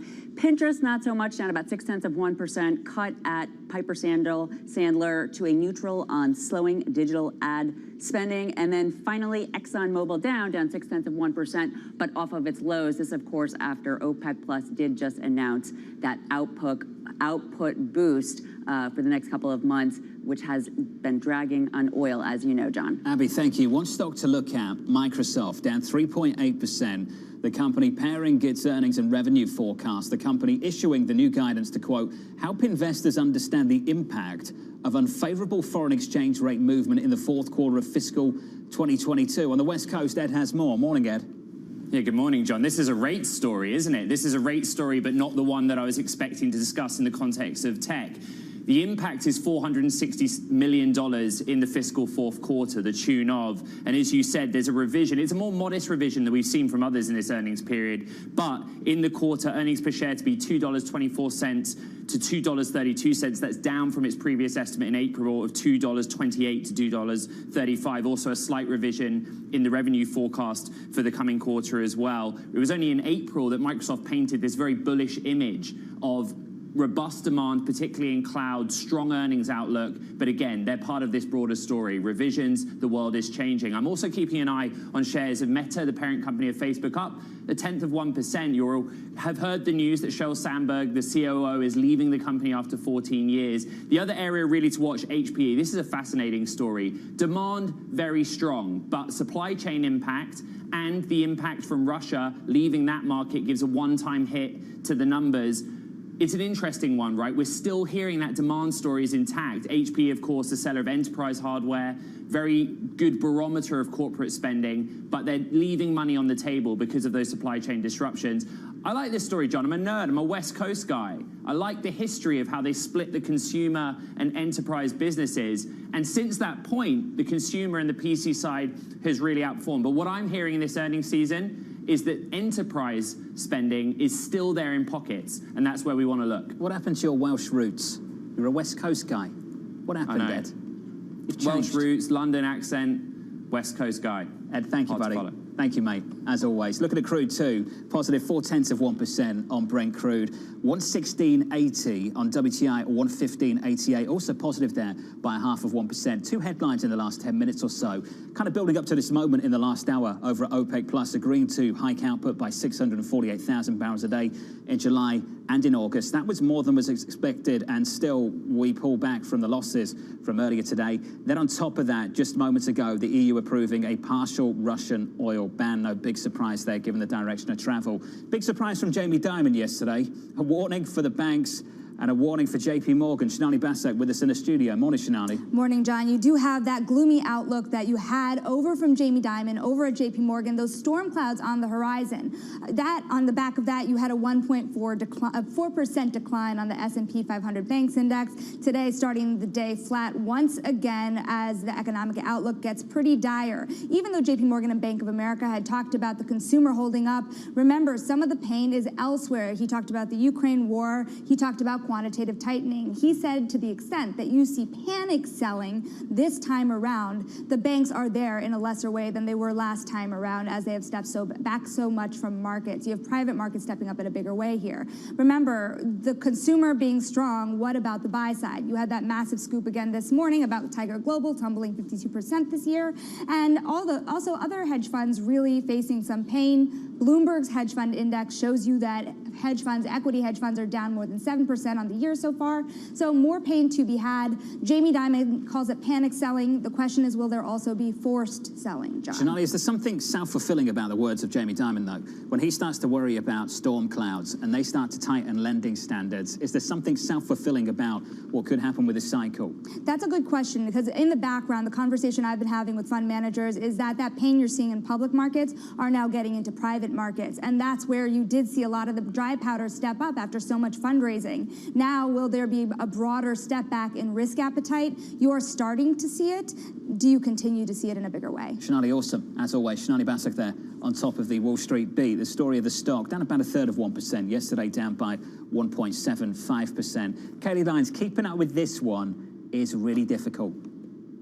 Is it, John? At least not in terms of tracking the bears and the bulls in this market, because they've actually remained quite consistent. You could pretty much always count on Marko Kolanovic over at JP Morgan to be on the bullish end of the spectrum. That's still where he is. He thinks that this market is going to be able to claw its way back from the losses we've seen to end essentially flat on the year. That would be about 16% upside from where we are now, because he says it's all been priced in. This market is already used to the idea of an aggressive Federal Reserve. And on average, strategists are actually more on his side. The median target for year end still around 4,800, which is about 700 points north of where we are now. Mike Wilson, on the other hand, again, this really is no surprise, is on the bearish end of the spectrum. He thinks we're going a whole lot lower because growth is slowing and earnings estimates are too high. He says the S&P 500 will trade close to 3,400 by the end of the second quarter earnings season in mid-August, which is another 700 points or so lower, about 17% downside. Now, of course, we've already seen a 14% decline on the year so far, and looking back over previous times in history where we've seen similar losses between 10 and 20%, it's happened 29 times. On average, it has taken the S&P 500 just 4 months to recover. Now, if the decline is between 20 and 40%, the recovery time is much longer, about 14 months. And of course, the COVID drop of 33% took less than 6 months to bounce back from. So there's certainly outliers here. And of course, John, those numbers are from the bottom. And we don't know yet at this point if we've already seen it. We don't know how deep this particular route will ultimately be, John. Kelly Lyons, thank you. Teeing up the conversation with Chris Harvey of Wells Fargo. Chris, always great to catch up with you, mate. Let's start there. Can you call a bottom in stocks without calling a top in yields? No, I don't think you can, but I think that's what's just happened, right? So we bounced because what we saw is the equity market could not handle a 3% 10-year yield. And so the equity market actually acted like bond market vigilantes. It brought yields down, right? And now we're below 3%. The market's bounced somewhat. You're having the funding markets beginning to work again. Credit spreads have tightened. I think we saw $15 billion of IG issuance yesterday. I think we're going to get 4 or 5 deals on the high yield market today, and things are okay. They're beginning to improve. The system's beginning to work, and value has been uncovered to a certain degree. One thing you've said, Chris, is to look to the bond market, but look to break-evens. That's what you're using now to guide you. Is that helping things? Yeah, it is. We're encouraged. So we had a portfolio. It was a growth at any price type portfolio. It was a group of names that we want to be short or we wanted clients to avoid. It was down 45%, 50%, I think, at the max.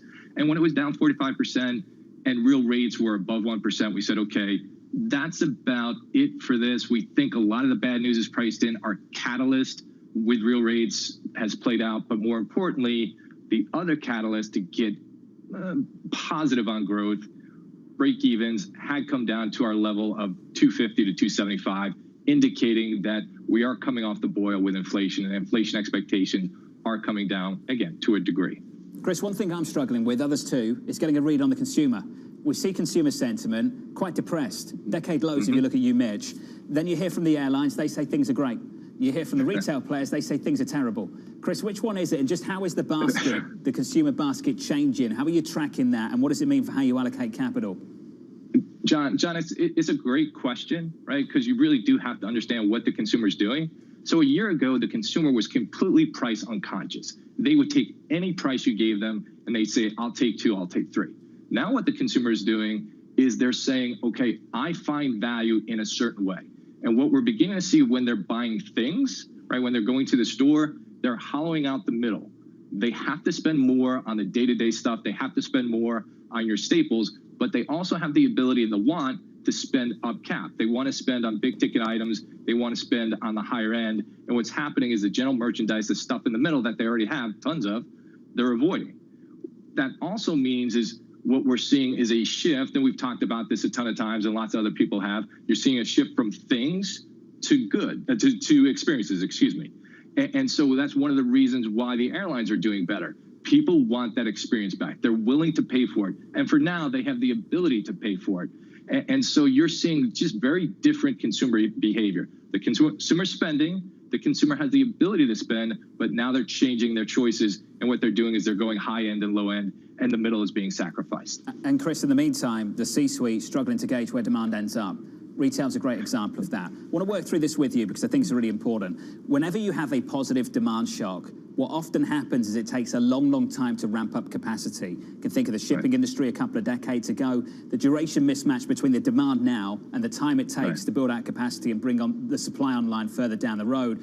Often what happens is you get a shock, the wrong kind of a shock, and you end up with a massive, massive capacity overhang. Saw it with shipping, saw it with mining, coming out of the last decade with China. Where am I going to see that happen now, Chris? What's the part of this market that I want to totally avoid because they're ramping up capacity over the last 12 months, and 12 months down the road, demand's not going to be there? Well, there's two different things here. So let's just touch on one thing. Let's just talk about inventories. If you look at inventories, in some cases, and Target, to a certain degree, Walmart, have too much inventory on hand. This is the first time we're hearing about it. Not the first time. This is a stark difference than what we heard a year ago. And to what we think has happened is the Walmarts and the Targets got into a bit of an arms race with Amazon. Everyone grabbed workers. Everyone paid up for workers. Everyone wanted more warehouse space. Everyone wanted inventory.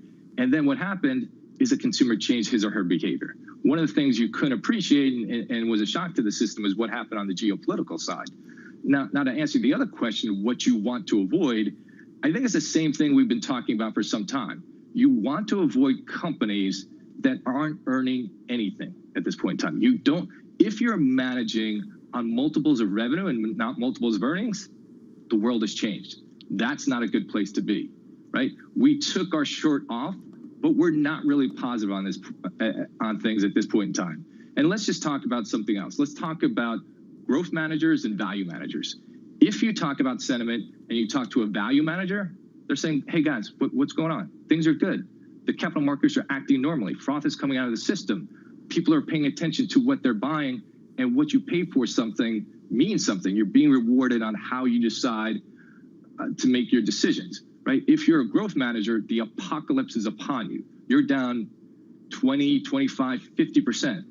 Everything you're doing is going wrong. There is no place for you to hide. And so there was a lot of talk about forced selling, liquidations. You are seeing forced selling. You are seeing liquidation on the growth side. And we're seeing a very Darwinian event. There are too many growth PMs. There's too much assets dedicated to growth at this point in time, and we have to see a washout at this juncture. The last thing I would say is you are seeing opportunities opening up in growth because of that forced selling. People are selling things indiscriminately, and that typically opens up alpha stock selection opportunities longer term. Chris, we've got a bit more time on this later in the show, but I just want to finish on this just to tee up the next segment with you.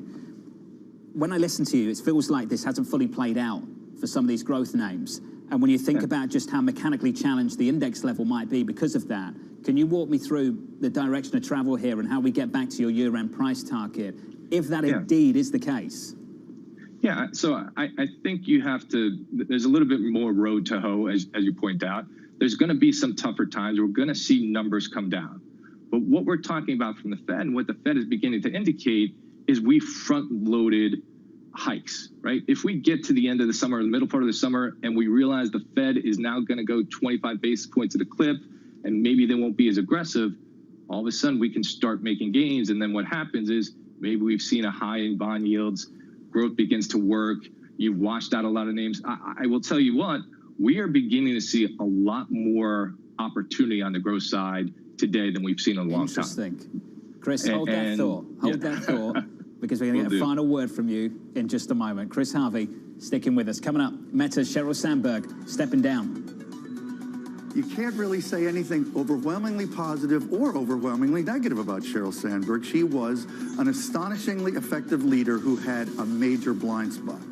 That conversation coming up, and a final word, a final call from Chris Harvey of Wells.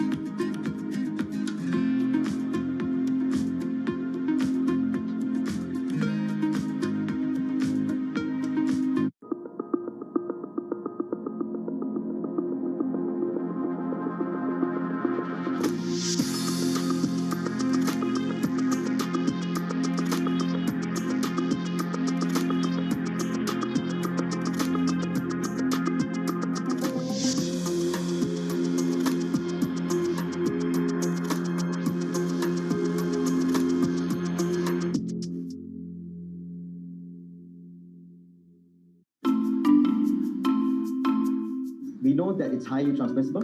We know that 2 doses of vaccines, Pfizer vaccine specifically, neutralize the virus, but not as efficiently, because various studies showing that reduction up to 40-fold, meaning that a 3rd dose is a must for it to successfully neutralize the variant. What we don't know is still that what are the effects of mix and matching between vaccines, and what are the capabilities of antibodies produced from this mix and matching in neutralizing Omicron. Because as we know, many parts of the world use different types of vaccines. And that would be a great data to look at. It will be also great to look at, because majority of the studies done uses a small sample number, and most of the time when you translate it to real world, the data changes. So it will be really good to look at large-scale data of the ability of antibodies from vaccines to neutralize this variant. Grateful here today that the virus, Omicron variant, still uses ACE2 receptor as its main entry. It means that all of the vaccines which are designed with spike in mind still works. Imagine if it uses a different receptor other than ACE2. None of the vaccines would work today. So I think that is the best news that we got from all these studies which came recently, the past couple of days. Lots happening on Wall Street. It's the basic law of economics. It validated what the market was already pricing. Need to catch up? This is Bloomberg Wall Street Week. I'm David Weston. We've got the information and insights. David, you just hit the nail right on the head. From businesses most influential and instrumental. And that's the way you run good risk management. It's a challenging dynamic. We could continue to see that kind of strength. Bloomberg Wall Street Week premieres Friday with replays all weekend on Bloomberg Television and Radio.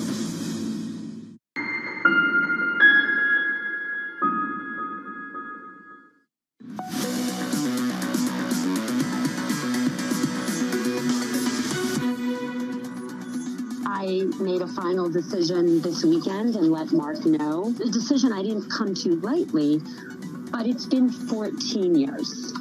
It's been 14 years, and I want to make more room to do more philanthropically, to do more with my foundation. Sheryl Sandberg there speaking with Bloomberg's Emily Chang after announcing her decision to step down as Facebook's chief operating officer. Bed's Colin Sebastian running the following. Sheryl was a huge asset for Meta, but the company's shift in focus towards the metaverse means the time is probably right to hand business operations over to the next generation of leadership. Ed back with us for a little bit more. Hey, Ed. Yeah, it's interesting, John, because the individual she's handing over to, Javier Olivan, is also a long-term Facebook, now Meta, leader. He was vice president of growth more recently, prior to that vice president of core products. So they are keeping it in the family, so to speak. But you have to look at what Sheryl Sandberg's done over that 14-year period. When she joined in 2008, this was a fledgling social network and startup with a few 100,000 users. It's now a platform that accounts for 2/3 of the world's internet-connected population. They did $120 billion of revenue, principally from advertising, in 2021. I remember very clearly in July of last year being at Sun Valley and a New York Times article hitting that the relationship between Sandberg and Mark Zuckerberg had deteriorated. And then we had a very staged walk where the two of them, shoulder to shoulder, smiling. Since then, the question's been asked, was Sandberg due to leave? Especially now at this critical time where advertising is slowing. They're moving away from that model to a place where they sell more hardware and eventually services through that hardware to experience a virtual and augmented reality. We know it's going to take a lot of cash to get there, and it's going to be a lot of time until they make any meaningful profit from that business. Ed, thank you. Thank you very much. Overwhelmingly, the conclusion that I've heard over the last 24 hours on this individual played a massive role in what this company is today. But as I said earlier this morning, within that, embedded in that, depending on what your perspective is, there is an insult or there is a compliment. You get to decide. Chris Harvey joins us now for a final word from Wells Fargo. Chris, I promised you this opportunity, the opportunities in growth. Where are they? Microsoft just pre-announced, the number's not fantastic. Run me through your call. So John, this is not going to be that specific. What we want to do in growth is we want to find those stable growers or secular growers at a reasonable price. And we think you can find those in communication. We think you can find those in fintech. And we think there's a growing amount of companies that are beginning to emerge in the general technology space in semis. We are still underweight software. We think there's more downside to the software space or more underperformance. So that's not a place where we go to. But communication would be a place, fintech, and semis. Chris, do you avoid the ad spend component? Can you do that, given what you've just explained? Yeah, you can absolutely do that, especially if you focus on the fintech. What we want you to do is we want you to sharpen up your pencils. You're beginning to find these growth opportunities at reasonable prices. Now start working on the earnings. Now start looking 1, 2, 3 years down the road. Are these core positions for you? Do they make sense for you? And we're beginning to find a lot of value there. And to us, this is an emerging theme. Chris Harvey of Wells, on growth. Chris, thank you, buddy. Thank you very much. This with Microsoft very much in the focus this morning, falling, the stock down after pairing quarterly forecasts on a currency drag. How much of that are we going to hear? If Microsoft is feeling it, big multinational, given what's happening with foreign exchange, how much of that are we going to hear from other companies as well?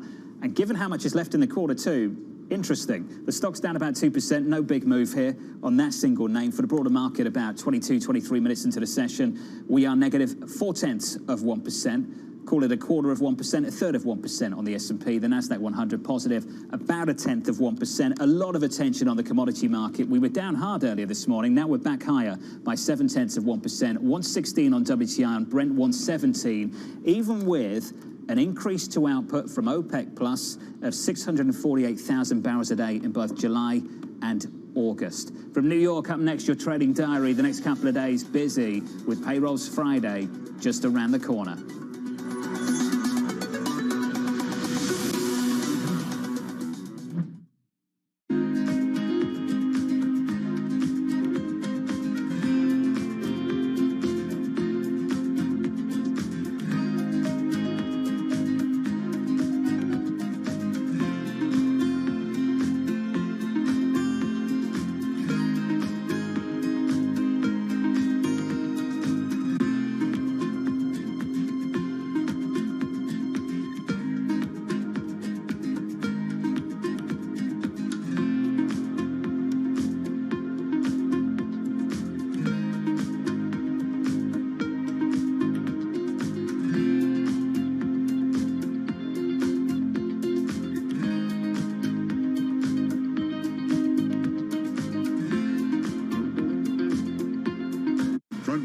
Exclusive interviews with the most influential figures in finance. Lloyd Blankfein. Deflation is a terrible thing. Inflation you could tolerate. Kathy Wood. Tesla will be in the pole position to dominate. Jeremy Grantham. We've had a very, very abnormal honeymoon Goldilocks period. First available on the Bloomberg Terminal, then on Bloomberg Television and Bloomberg.com. Front Row, the best seats in the house for business's greatest minds.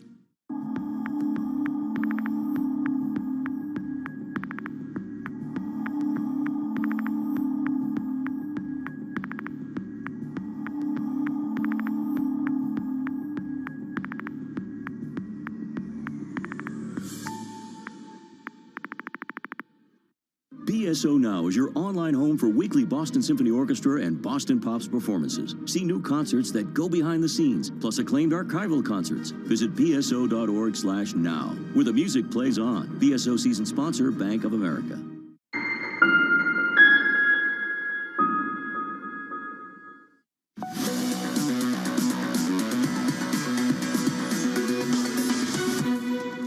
Minutes in, your market looks like this. We're down 0.4 of 1% on the S&P 500. No real drama here. In the bond market, 2s, 10s and 30s shaping up as follows. Yields higher yesterday at the front end. Again today on a 10-year, 292.95. Data decent in America. Looking at the ISM manufacturing print just yesterday. Looking at claims okay. And every time we see better data in America, what do we expect?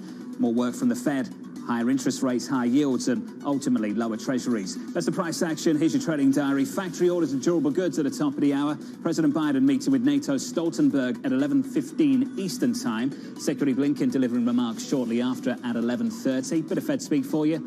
Lorena Mester and Lyle Brainerd wrapping up a busy week of Fed speak. And finally, the main event. Tomorrow morning is payrolls Friday. Your numbers look like this. The median estimate so far, 325K. Unemployment expected to come down from 3.6 to 3.5%. From New York, thank you for choosing Bloomberg TV. This was the countdown to the open. This is Bloomberg.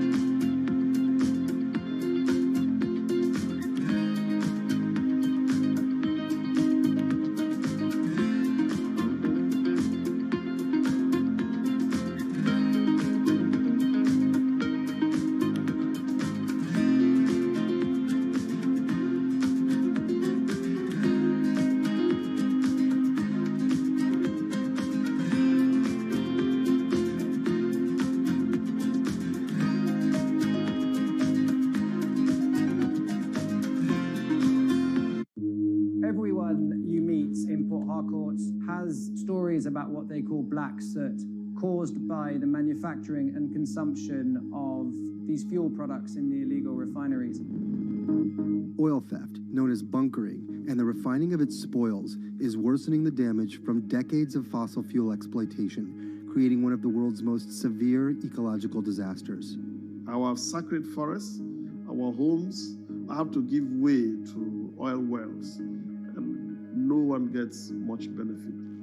Imagine a resident of Port Harcourt who inhales this soot every second in 24 hours, 7 days a week, 30 days in the month, and for years now, we are dying slowly but surely, and our lifespan is reducing every day.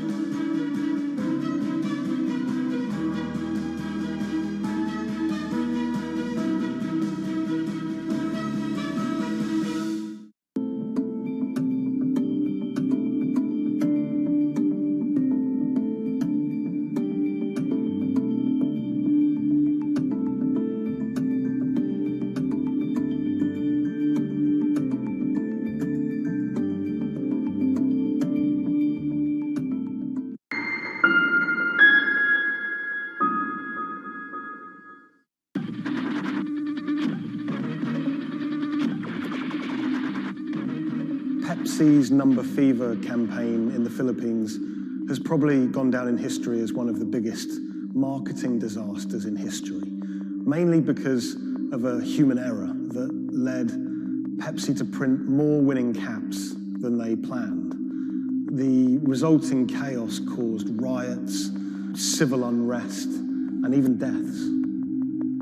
Reporting this story took over a year, and it resulted in me flying to Manila in the Philippines to meet unlucky winners and to find out exactly what happened back then in the 1990s.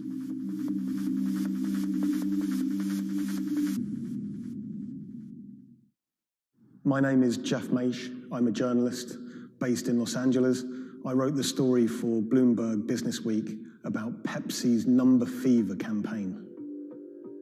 The Philippines is a really interesting country. It's made up of thousands of islands, and it's also a country that's very heavily influenced by America. American culture is everywhere you look in the Philippines. They're obsessed with Frank Sinatra music, for example. They love all things America, and that extends to their love for soft drinks, Pepsi Cola, Coca-Cola.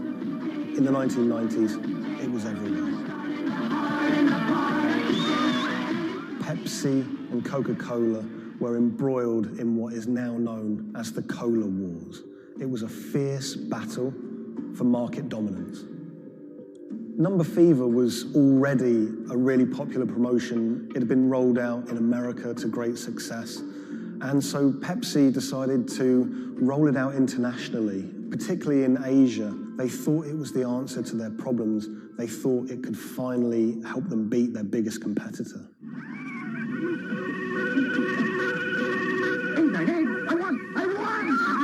Look for the winning number in sari stores every day, also on TV, radio, newspapers.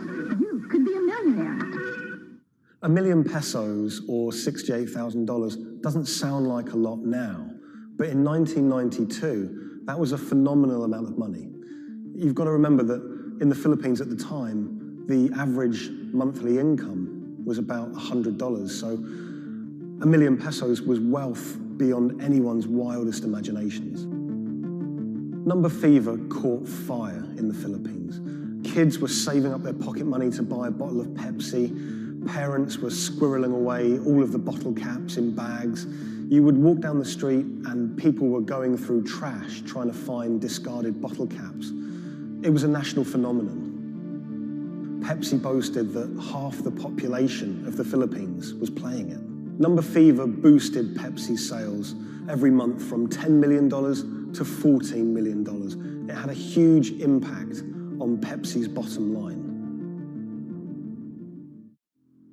Number fever quickly became number hysteria. Maids were being jailed for stealing their employers' winning bottle caps. There was even some murders over winning bottle caps. People were fighting in the streets over these caps. There were signs that there were going to be problems with number fever very early.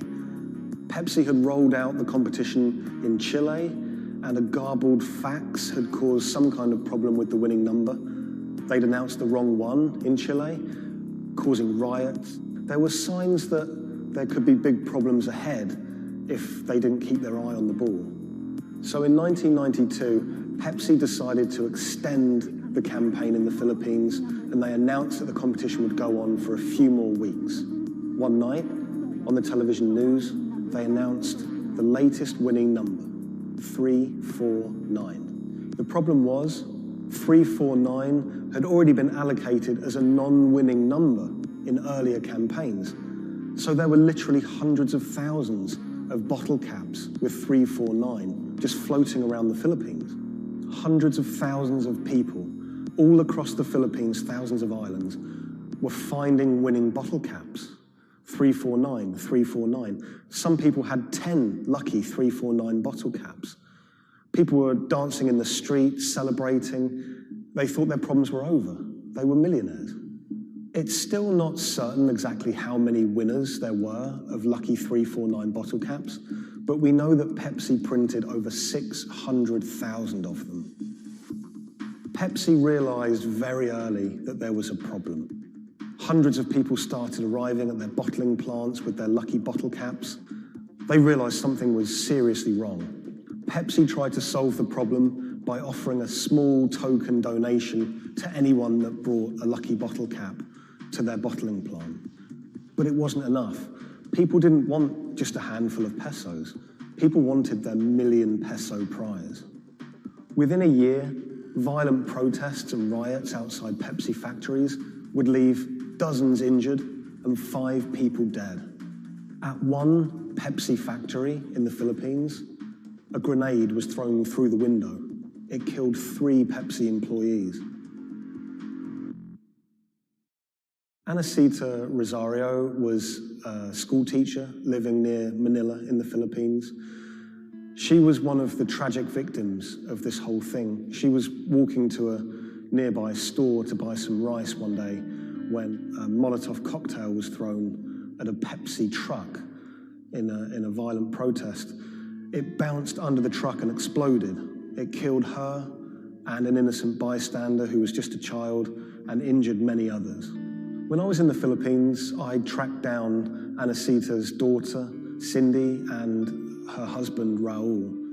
It was clear to me that they were still very upset by the whole thing. You know, a family had been ripped apart by this competition. And Raul told me that he'd never remarried. He'd told me that he'd gone to meet Pepsi executives after his wife was killed. And he was angry. He said to them, you know, this wouldn't have happened if it wasn't for you, if it wasn't for number fever. The biggest revelation from my reporting was rumors that Pepsi was somehow involved in bombing their own trucks.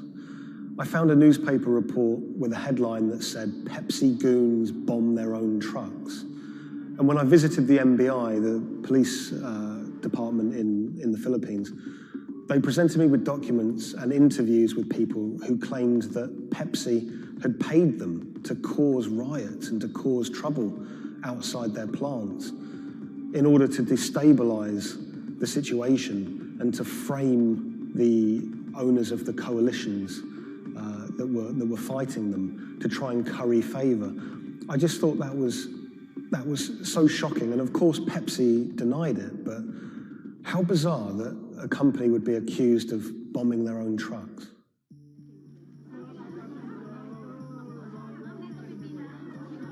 The contest had sparked so much anger in the Philippines because it landed at just this really weird time in the Philippines' history. It was during a crazy election that was racked with allegations of fraud. The Philippines was in a kind of love-hate relationship with America. They loved, obviously, the American aid and finances that was pouring into the country, but at the same time, they yearned for independence. They wanted to be their own country. Vicente Del Fierro was a local preacher living in Manila, and he hated the number fever campaign. Del Fierro thought Pepsi's number fever campaign was just one of the many ways that America was asserting its dominance over a third world country. He hated seeing his fellow countrymen get ripped off, in his eyes, by this huge multinational American company. He wanted justice. Del Fierro rounded up over 800 winners of 349 bottle caps, and he got them all together to sue Pepsi for over $400 million to be divided between those holders of lucky bottle caps.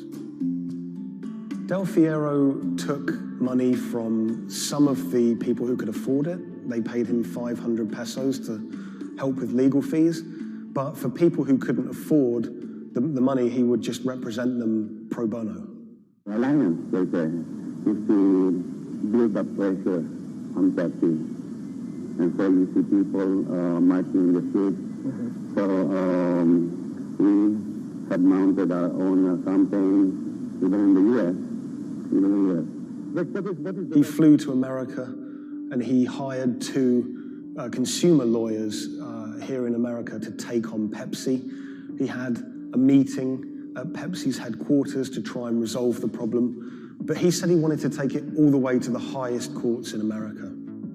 When those cases were heard in America, those courts decided that this was a problem that should be heard in the Philippines, not in America. Back in the Philippines, Del Fierro continued his case in the Filipino courts. At one stage, there were arrest warrants handed out for 9 Pepsi-Cola executives, which he saw as a big victory. We don't know if those arrest warrants were ever upheld, but it made newspaper headlines across the country. Pepsi did not take kindly to Del Fierro's campaign. They tried everything to shut him down. They sued him for libel. My father had to attend 3 times a month for a branch 145 and another hearing for the branch 113, also 3 times a month. Also, there was a time my father was hospital due to heart failure. Still, he had to attend the 2 branch hearing. Otherwise, for not attending, the judge will issue warrant of arrest to my father. My father passed away January 13, 2010. After staying for almost 1 year in the hospital, he died of complication due to heart failure. After the death of my father, I was inspired to do the website. PepsiCo will be remembered for what they did to the consumer in the Philippines and to my father. When I reached out to Pepsi for comment for this story, they claimed that they didn't have access to anyone who was working at Pepsi that was around in those days. They also said that during COVID-19, they didn't have access to their documents about this, but you know, they were very careful to say that they were sorry for everything that happened, and we do know that Pepsi did try everything to try and make this right. The Pepsi number fever disaster cost the company millions. We know that they paid up to $10 million in those goodwill payments, but the financial effect could be much greater. After the disaster, we know that Pepsi sales dipped. They were overtaken by Coca-Cola again. Pepsi's number fever disaster changed the legacy of that soft drink in the Philippines forever. Some people of a certain age won't touch it. For many people, Pepsi is a taboo word. A lot of the people that I spoke to were still quite traumatized by their experience, by that experience of winning $1 million pesos, losing it, and then returning to their normal life in poverty in Manila.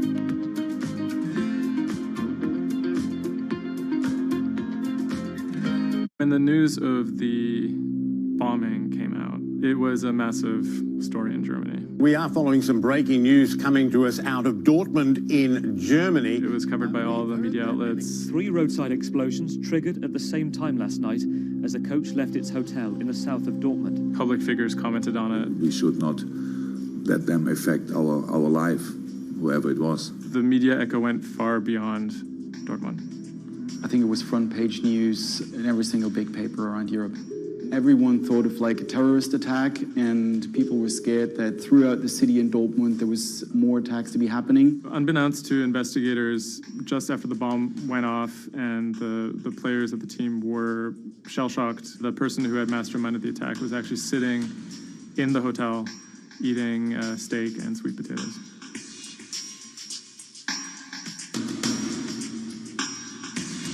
My name is Thomas Rogers. I'm the journalist who wrote the article, The Get-Rich-Quick Scheme That Nearly Killed a German Soccer Team.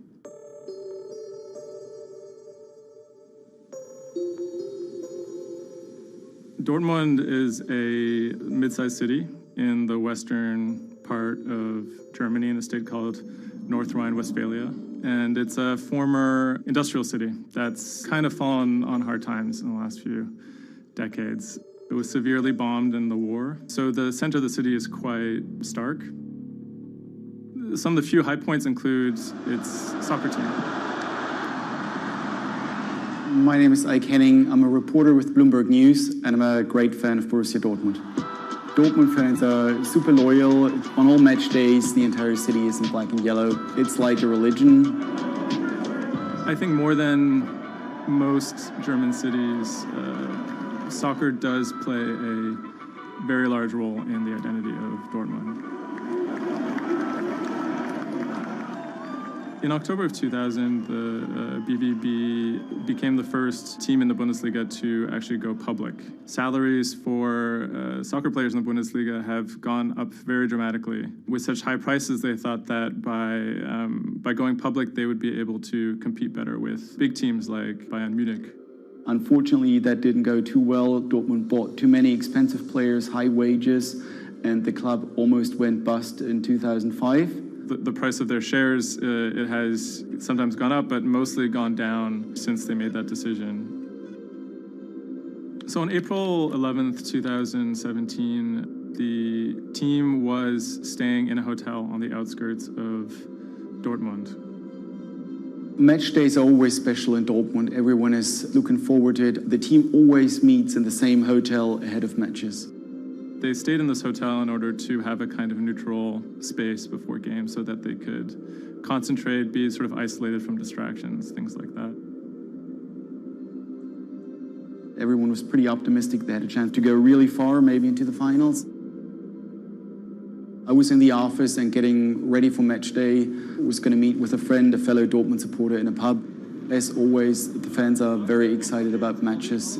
On that day, they were heading to play in the quarterfinal against AS Monaco at Signal Iduna Stadium, which is in the center of Dortmund. Shortly before 7 p.m., the players of the team boarded their official team bus. When the bus took off the parking lot of the hotel and turned on the street, there were three detonations, 3 bombs that exploded and hit the bus of Dortmund. 3 explosions occurred close to the Borussia Dortmund team bus. The B team bus had just left the hotel. The explosions destroyed 2 windows in the rear part of the bus. People screamed, people jumped to the ground. The fellow Dortmund fan I was supposed to watch the match with, he called me and said, turn on the TV, there was an attack at the Dortmund bus. And I thought he was like, that was impossible. Some of the players screamed at the driver to keep driving as fast as possible because they were worried that people might storm the bus. German investigators say the explosive devices used in the attack on the Borussia Dortmund bus contained metal pins, and that one had pierced a seat headrest. Unbeknownst to the team members, the actual mastermind behind the attack was, as they were disembarking the bus, was actually eating steak and sweet potatoes at the hotel they had just left. Authorities are attempting to verify a letter left at the scene claiming jihadists were behind the attack. Because there had been a series of attacks by Islamic terrorists in Germany and Europe, there was widespread suspicion in the media that this was another Islamic terror attack. 3 letters were found at the site of the bombing that took credit for the attack on behalf of Islamic State. There were, however, reasons to doubt this particular narrative. Would actually be a surprise if ISIS were actually part of this attack. Possibly could be employed by other groups like the far right wing to try and shift the blame. The letters had some strange qualities. They were written in a strange German that used big, sophisticated words, but had basic grammar mistakes, as if someone was native German speaker but pretending to be a foreign person. Federal investigators have detained one man suspected of links to Islamist terrorism, one of 2 suspects whose apartments were raided this morning. Shortly after the bombing, a man in Austria named Rudolf, who was a big BVB fan, he noticed that something strange was going on the stock market related to the team's shares. He emailed the lawyers of BVB, who then forwarded that email on to investigators. The email stated that someone had bought 60,000 BVB put options, a wager that the value of the shares of the team would fall below a certain amount at a certain date. Why would someone buy that ahead of a match and then 3 bombs go off? Something isn't right here. For the person to make money off of that, it required the stock to go down quite a bit in a fairly short period of time. And it wouldn't just be the team losing a match, it would require something much bigger than that. There was another big red flag about this purchase, which is the fact that it had actually been made, number one, on the day of the bombing, but also from an IP address that had been traced to the actual hotel where the bombing had taken place. When 3 explosions targeted the bus carrying the Borussia Dortmund footballers on April the 11th, written notes left at the scene claimed the attack was the work of ISIL. The truth, as is now alleged, is remarkable. On April 21st, the police arrested a man in a southern German city called Tübingen. He was on his way to work, and his name was Sergei Venegold. He seemed like an unlikely suspect because he had no known connections to the Islamic terror world. He didn't seem like a far-right extremist. He didn't seem like a left-wing extremist either. He seemed to be a completely unremarkable young man. A 28-year-old German-Russian man, named only as Sergei W., stayed in the same hotel as the players on the night before the bombing. He specifically requested an upper room overlooking the bushes where the explosive devices were hidden. The media dissected why he would do that, what was his past. He had been inspired by the 2015 terror attack in Paris. And he noticed that in the aftermath of the attack, the stocks of French companies went down. And he believed that if an attack took place that was directed at a specific company, that the decrease in stock price for that company would be even more dramatic. It never occurred to anyone that someone would do that out of greed. We now know that the suspect bought 3 different derivatives on the Borussia Dortmund shares. With all these derivatives, he bet on falling shares. The suspect bought the majority of these financial products on the 11th of April, the day of the attack.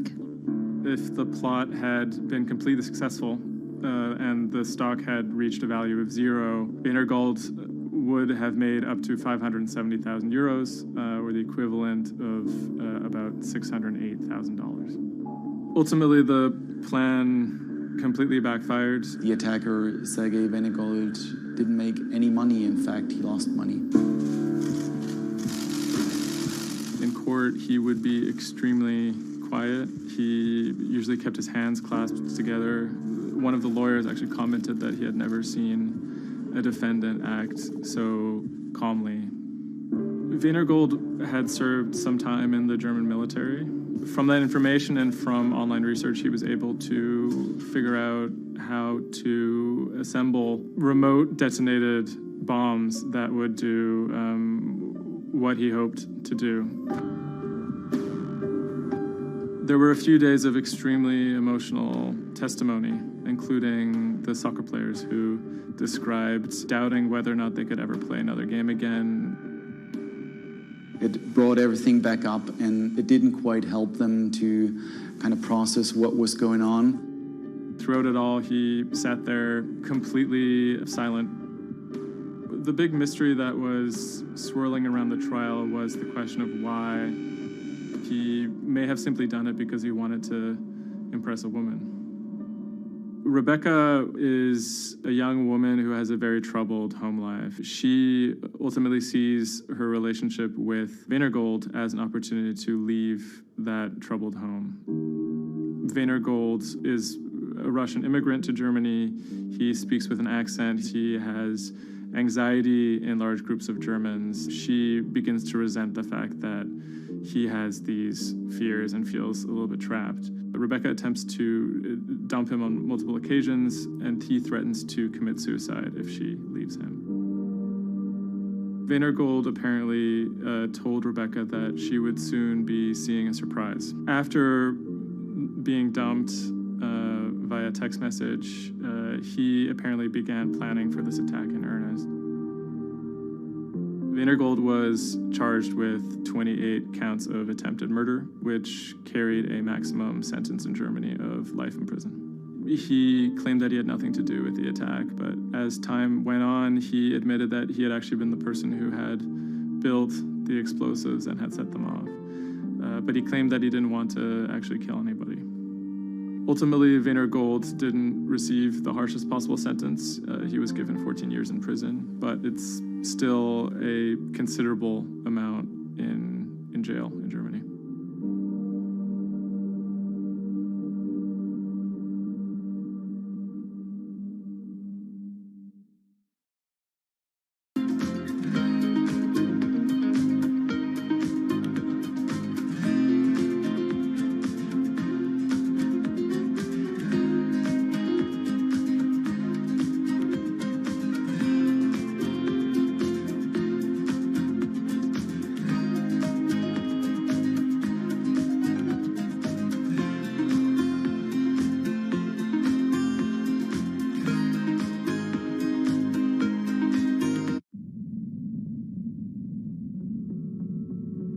The threat of an asteroid hitting Earth is very real. If it's big enough, it's also very final. These are very, very infrequent events. The probability is not zero, though. A blinding flash of light streaking across the sky. About 100 tons of space rock falls on Earth every day. Most of it is so small it burns up in our atmosphere or lands unnoticed away from major populations. No human in the past 1,000 years is known to have been killed by a meteorite, and according to NASA, no large object is likely to strike the Earth any time in the next several hundred years. However, one thing is certain: we haven't found them all. There are thousands out there, and we don't know where they are.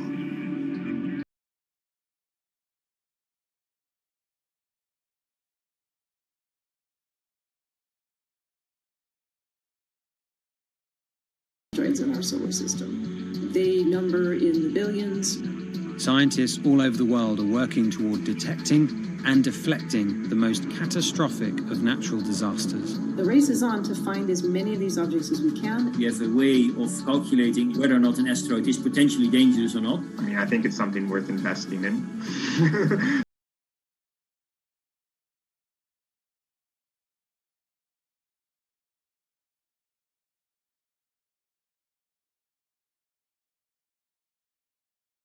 It's probably the question you get asked the most, but how scared should we be? Asteroids and comets are a natural hazard that's out there like a lot of other natural hazards.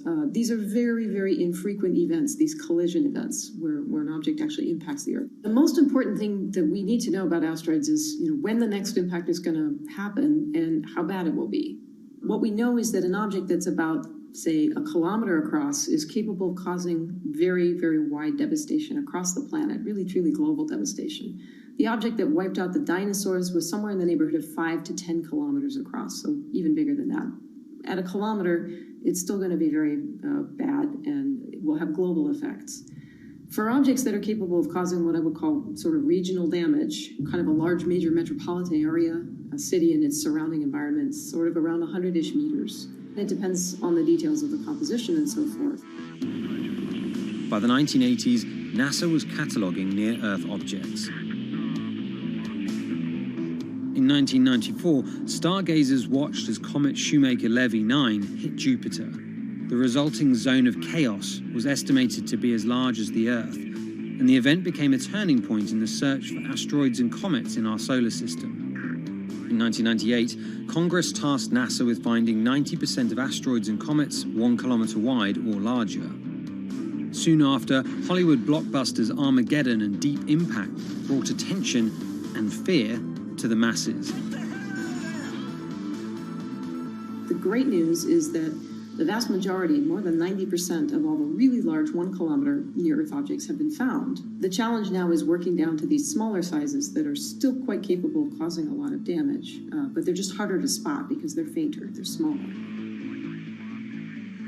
Can you give us a sense of how many are out there in our solar system? We know that there are a lot of asteroids in our solar system. They number in the billions. Most of them, however, are between Mars and Jupiter in what we call the main asteroid belt. This is a region of space where most of the asteroids in the inner part of our solar system live, and they stay there for many billions of years. There is another population, though, that kind of leaks inward and gets into the region somewhat close to the Earth, and we call these near-Earth objects.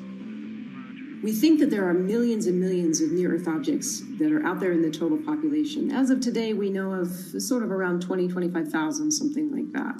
When we first spot an object, we really know very little about it. We just see something moving across the sky. So all you get is just sort of a handful of snapshots, just enough to be able to tell that this isn't an asteroid that we've already seen before. And then once we can calculate the distance to it, we can now start to make predictions about its true size. Is it large or is it small? So we have a lot of information that we have to get pretty quickly to really understand what's going on. Finding asteroids is just one piece of the puzzle. Planetary scientists are extremely skilled in determining the orbits and speeds of asteroids based on relatively small amounts of data. NASA runs simulations of the trajectories asteroids could take, which is useful but time-consuming. A team of scientists in the Netherlands have found a way that could buy us more time. Our method is very quick. So you can very quickly get an assessment of whether or not the object is dangerous or not. If you look at the classical way of determining the danger of an asteroid, it may take days of computing time on very big machines to determine this hazardousness. The current problem is that there's just too many asteroids out there to spend a huge amount of computational power on all of them. So the neural network allows us to focus on what really could go and pose a hazard to Earth. A neural network is a computing system that mimics the way the human brain operates to find underlying relationships in a set of data. By training the network in this way, you train it in recognizing those objects that are most likely to hit the planet. And once it's trained, you can apply this network to all the unknown asteroids. And then you can make a selection and saying, hey, these are the ones which appear to be having orbits similar to the ones which we know are hitting the planet. That doesn't mean that they do, but it only means that they look very similar to the ones we know they do. What else did you find? Should we be particularly concerned about anything? One thing that we did find is that our neural network was able to go and identify a handful of asteroids which weren't considered potentially hazardous, that when we went and integrated them forward in time, they came quite close to Earth. We find a handful which were not detected before or not considered being dangerous before, and we think they are potentially dangerous. It's very hard to simulate kind of going forward in time an asteroid that's going to hit Earth because, well, the Earth is really small. And space is really big, and then you have to have very exact parameters to shoot an asteroid that goes and hits exactly Earth. And then Simon had the ingenious idea of not even trying to do that and just launching the asteroids from Earth's surface and integrating backwards in time. It's very hard to make it hit. So you need a lot of calculations which all end up in nothing. And the idea was then like, well, let's not do that. This is basically what NASA is doing. NASA is taking an asteroid, making multiple copies of them, shooting them all forwards in time, calculating their orbits, and then see what fraction sort of gets close to Earth. Not even hitting Earth, but getting close to Earth. And that they call it a potential impactor. So you calculate the solar system forwards in time for, let's say, 1,000 years. And then you launch asteroids from the surface as if they, if you go forwards in time, would fall on the surface. You calculate them backwards to today, and then you get your orbital parameters of today's asteroids, which you know will land on the planet. And those you can use as known impactors and compare with all the other asteroids in the solar system. Can simulations and AI, can those things fill in the gaps where perhaps telescopes and other imaging tools can't? Absolutely. Since the observations get more complex, the physics gets more complex. And if the physics get more complex, the mathematics becomes more complex. And at some point, you can't solve your problems analytically anymore. And then this is where the computer comes in. Now we have this trained neural network. We have a way of calculating in a fraction of a second whether or not an asteroid is potentially dangerous or not, and therefore deserves more attention or more time to spend on for really finding out if it is dangerous. When it comes to hunting asteroids, time is critical. What we can do about a potentially hazardous object depends a great deal on what we know about it and how much time we have before the encounter. We'd really like to find them when they're decades away, because the more time you have, the more options you have, and the less energy it takes to move an object aside. It also means we might not have to resort to launching a nuclear warhead at an asteroid. Until recently, pretty much our only choice. That's an option of last resort, in my opinion, yes. We have lots of options available. You can just simply bump into the object and just nudge it out of the way. That's one possibility, and that's kind of, in a way, sort of the simplest thing to think about, just nudging it off its path a little bit with, a massive object, a spacecraft, let's say. It's just kind of like bowling, if you will. If you have a long time or a long stretch of runway in the lane, just a very small twist on the bowling ball will make a big change in where it ultimately ends up. Another option would be something where you take a very big, massive spacecraft and you park it next to the object and you use the force of gravity as a towing rig. That takes longer, though, and you need to be able to send a pretty massive spacecraft, and it obviously depends a lot on how big the asteroid is.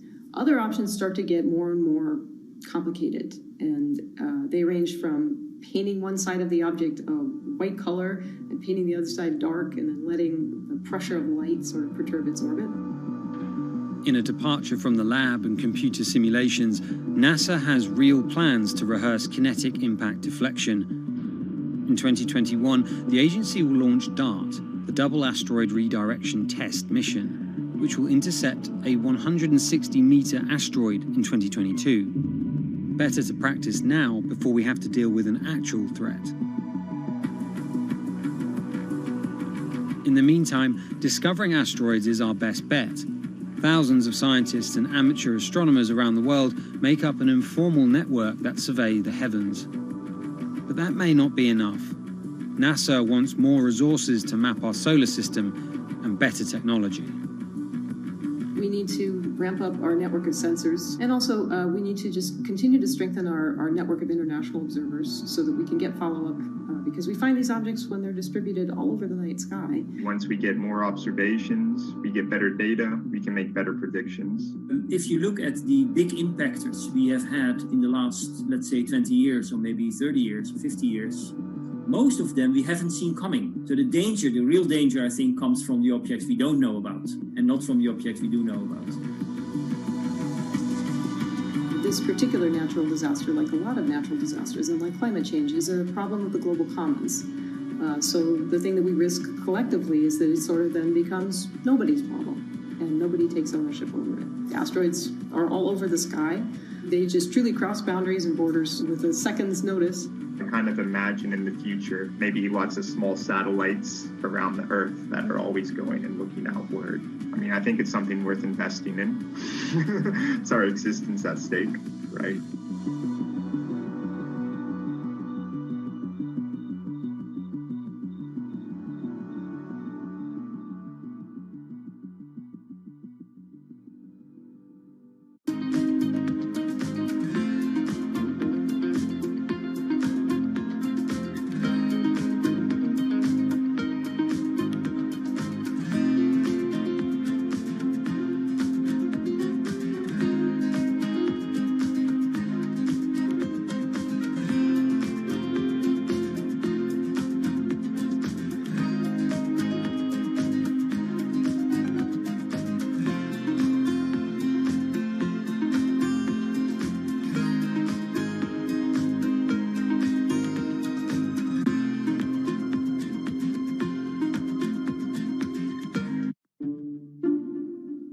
The pandemic has affected everyone in different ways. Some pass the time by baking. Homemade sourdough bread. Do I need to say more? Some chose to binge watch Netflix. It's your game.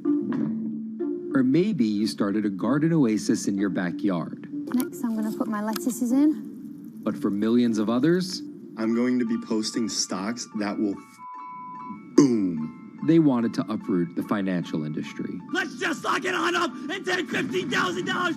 Here's a stock that can change your life. I see a stock going up and I buy it, and I just watch it until it stops going up, and then I sell it. I have gained over $3 million. I want some free money. I don't think you can overstate the online communities or social media's influence on financial markets. A large group of inexperienced investors who discuss their plans on social media platform Reddit have shaken up the stock market in a big way. The stock that everybody's talking about right now is GameStop. Video game retailer GameStop is set to continue their head-spinning ascent today. The revolutionaries on Reddit are spanking Wall Street's ass. The more these stocks go up, the more the big guys are getting creamed and losing billions of dollars. This isn't a wealthy person's game anymore. Anyone can play it. I took up a little bit of a new hobby, and I am interested in day trading. As an investor nowadays, you don't have to look a specific way. You don't have to wear specific clothes. You don't have to be doing it from a trading floor on Wall Street in like a high-rise building in downtown Manhattan. The narrative of what's driving the markets is no longer being held in secret offices in New York and Boston of privileged people talking to other privileged people. It's right out in the open. It's on Twitter, it's on Reddit. From brokerage apps to Discord channels and subreddits to TikTok finfluencers, one of the last holdouts in the world of disruption, finance, is next in line.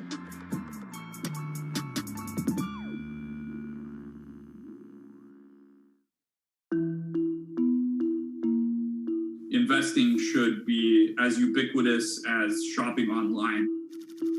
That's Vlad Tenev, the CEO of Robinhood, the online brokerage app, talking about how he wants his app to disrupt the world of stock trading like Amazon disrupted the world of home shopping. And I think that speaks to exactly the mission that a platform like Robinhood has, which is to democratize investing.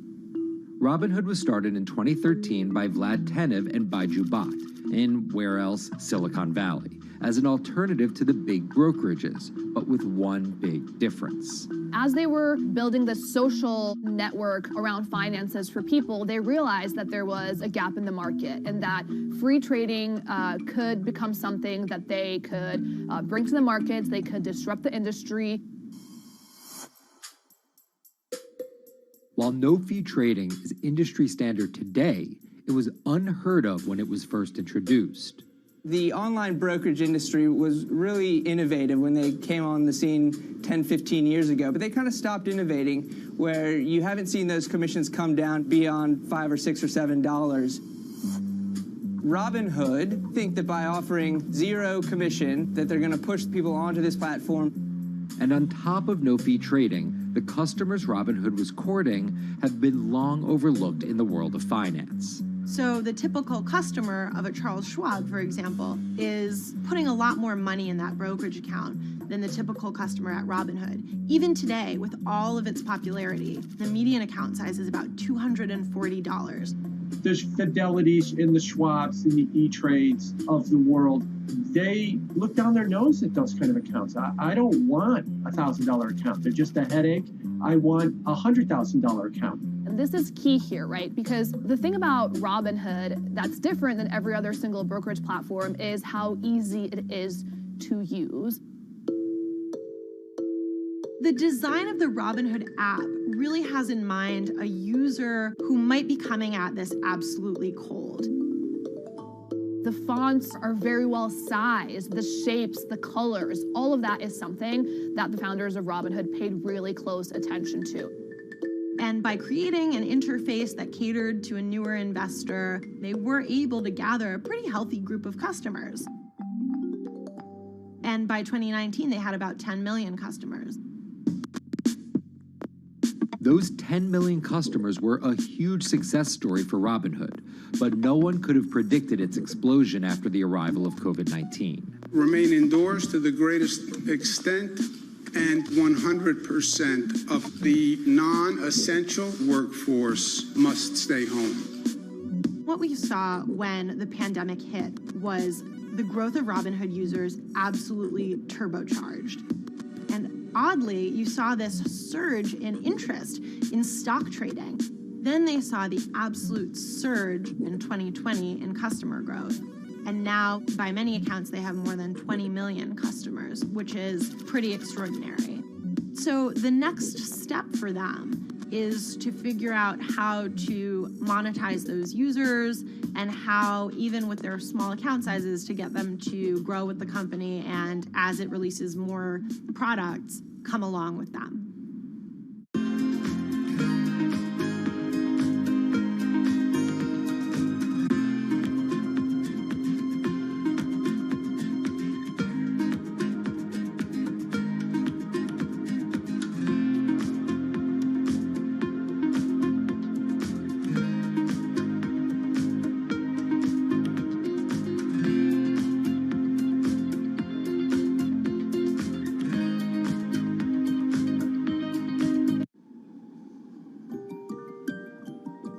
Robinhood would become one of the COVID economy's breakout successes. Robinhood traders, as they're called, became the shorthand explanation for the frenzy of often speculative retail investing after the pandemic lockdowns.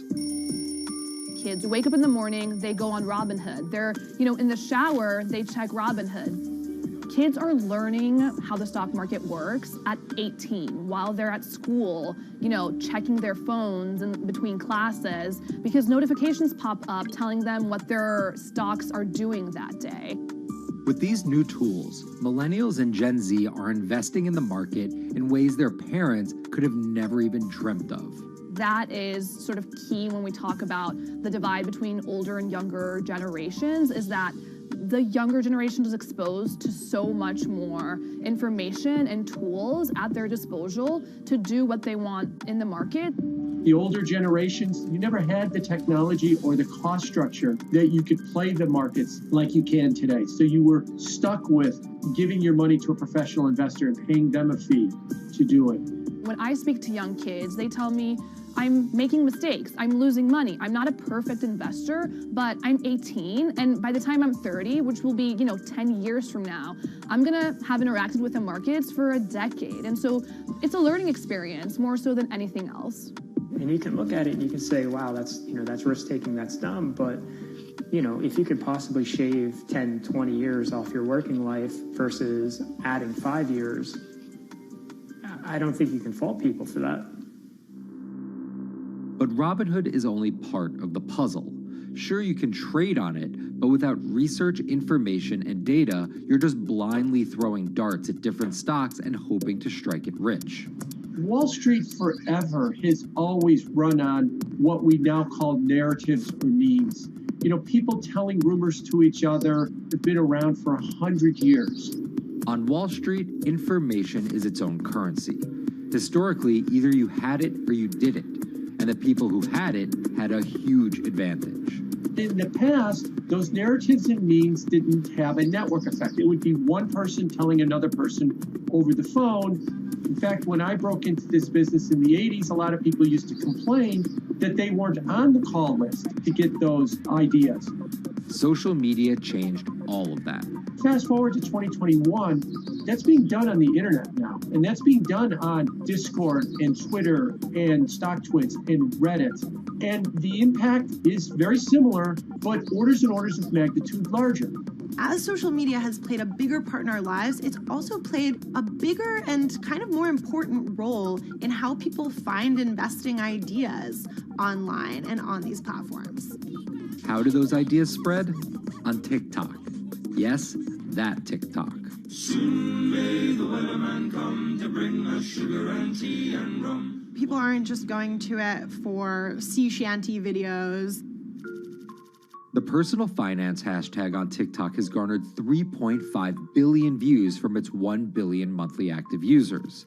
By comparison, videos found under the cooking and health tips hashtag have 2.6 and 2.1 billion views respectively. The trajectory of Robinhood and TikTok were literally on par. What happened in the stock market this week? So the word of the week is expectations. Absolutely essential that you guys understand the risks of shorting. And Kayla Kilbride and Kyla Scanlon are two of those financial influencer TikTokers, also known as finfluencers. I think people still care about fashion, they care about culture, but it's also like there's this big behemoth thing called the stock market that we really don't know a whole lot about, and it's gatekept behind the industry. And so people like want to unpack that. And so my audience is, a lot of them are younger investors who are looking to hone their skills. Tech and write-up. Kyla and Kayla are two of the more, let's say, professional TikTok influencers. The Tesla ARK Bitcoin Biotech Risk Cluster. I've been trading since high school, and it was a really interesting way for me to fill out my decision-making frameworks and to think about thinking. And I think that the more that we can have people thinking about finance, the better that we're going to progress as a society. I think it's a huge gap in our educational system. If you're going to buy an option for a stock you think is going to go up, it's a call. So think of it like this. I made the options video where I was like, options are just like shopping. Rumor has it that this pallet's about to go up in price. So if I come in tomorrow, can I still buy it at said price? And a ton of women just like attacked that video and were like, you explain things so much better than my boyfriend or my professor, or like I could sit and listen to you all day. And I was like, this is what I was looking for. But TikTok's algorithm does not reward calm and measured videos about responsible investing. It rewards this. Watch this video for 30 seconds and you'll be rich for the rest of your life. I try not to say the A word, the ALGO word, because TikTok listens to us. The algorithm does impact how you feel. You know, you do notice which videos do better versus which videos do worse. How do you catch someone's attention in less than 60 seconds? And how do you make it something that they're like, I need this in my life? Nearly impossible to do that in 60 seconds. But the people who perfect it are the people that you're going to watch and going to stick around. And where people are sticking around? Reddit. And its nearly countless subreddits about finance. And by far the biggest one of those is Wall Street Bets. There's a lot of social media platforms out there, but Reddit is like the social media platform for finance. Places like Wall Street Bets is where it all goes down. Started in January 2012, it wasn't long before Wall Street Bets adopted a 4chan-like etiquette, leading to their tagline, like 4chan found a Bloomberg terminal. We had all these unexplained stock moves, and we would be grasping for why stock XYZ jumped 20% in a day. And you would look at Wall Street Bets, and you would see people there talking about buying options in that stock, and it sort of, squared the circle, so to speak, and started making sense. And it was at that point that it was like, wow, we have to start paying attention to this. Some people on the platform really spend tons of time, and others are just looking for entertainment and to have a little bit of fun, effectively gambling or looking for an outlet, trying to make a little bit of money. Then on top of all of that, there were stimulus checks. Now, clearly, this money is going to people who need to use that to eat, to live, but there's a lot of people who use this money to invest in the stock market. And it's not just stock tips. People quote-unquote YOLO their entire life savings or stimulus checks on a single stock. They post what is called gain and loss porn, screen-grabbing staggering hits and misses on stocks for the entire community to see. I am about to lose everything. And while some of the people on Wall Street bets are novice investors, the community contains multitudes. In one respect, what it did show us among these network groups is they are very sophisticated. They're not a bunch of ignorant people talking to other ignorant people. And this is where the pieces of the puzzle all come together to wreak havoc on Wall Street for a solid week in early 2021. It's pretty clear that the combination of more people having retail brokerage accounts and trading apps and more people being stuck at home looking for some kind of entertainment and some kind of community online came together in this very singular way. What came together is GameStop. Let's go back to the beginnings of what happened with GameStop a couple of years ago. On the boards like Reddit and StockTwit, a lot of people were talking about GameStop as being attractive value. Some of them are even, Wall Street alums who left the industry and now still have access to tools that they can use to improve their financial well-being and make very good decisions. And I think Roaring Kitty is a perfect example of that. GameStop is one of the most compelling asymmetric opportunities in the market today. Really, I don't understand how you could disagree with that. At the same time that this crowd was talking it up, the hedge fund institutional crowd didn't like this stock at all, and it had the largest short interest of any stock in the New York Stock Exchange going into late 2020. Short selling is a bet that a stock price will fall, and it's a fairly simple concept. An investor borrows a stock and then sells it. The investor is betting on buying the stock back later for a lower price, before returning it to the original owner, pocketing the price difference. What a short seller would tell you is that they almost act as a policeman in financial markets, or they're at least looking for companies that aren't what they say they are. And that can range anywhere from an outright fraud that some short sellers try to expose to just a company that's not worth as much as investors think it is. The problem is, if the stock price rises, the short seller has to come up with the money to buy the stock back. And the more it rises, the more it costs. And that's what's called a short squeeze. And the hedge fund Melvin Capital was on the wrong end of that squeeze. Melvin Capital lost over 50% of money in the month of January alone, just from being caught in the short squeeze of the stock. This is where the disruption comes in. One of the most wild stories you're ever going to see. GameStop shares absolutely going nuts. In less than a year, the company's stock has jumped from less than $3 a share to almost $350. Cheers, everybody! Roaring Kitty has turned $50,000 or so investment into some $14 million. Whoa! Investors all over social media use the free trading app Robinhood to wreak havoc on Wall Street. They're actually piling on into some of these stocks to really hurt the professional short sellers. And they all used Reddit, Twitter, TikTok, and Discord to tell one another to keep buying and, quote, hold the line and not sell GameStop. People are getting cheerleaded for jumping in, buying at the highs. They're saying, keep going. And it was working too, until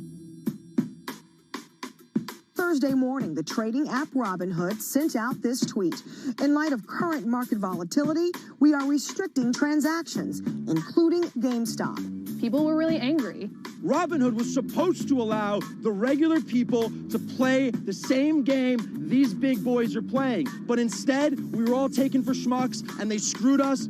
Shares of GameStop are jumping again now that retail investors are being allowed to buy shares of the stock. But what we learned is that when people organize online, they have the ability to disrupt the market. And it was a big sign. The ivory walls of the institution aren't as powerful as maybe the institutions thought them to be. I don't know if pumping up GameStop was the best use of billions of dollars, but I think that as a signal to society, it was pretty interesting and powerful.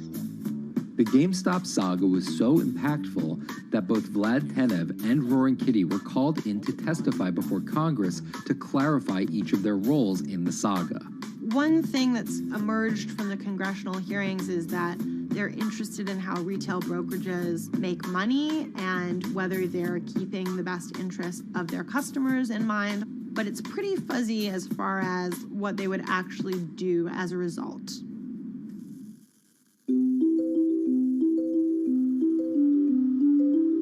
While the frenzy around GameStop eventually subsided, it didn't take long for retail investors to find other areas to invest their money.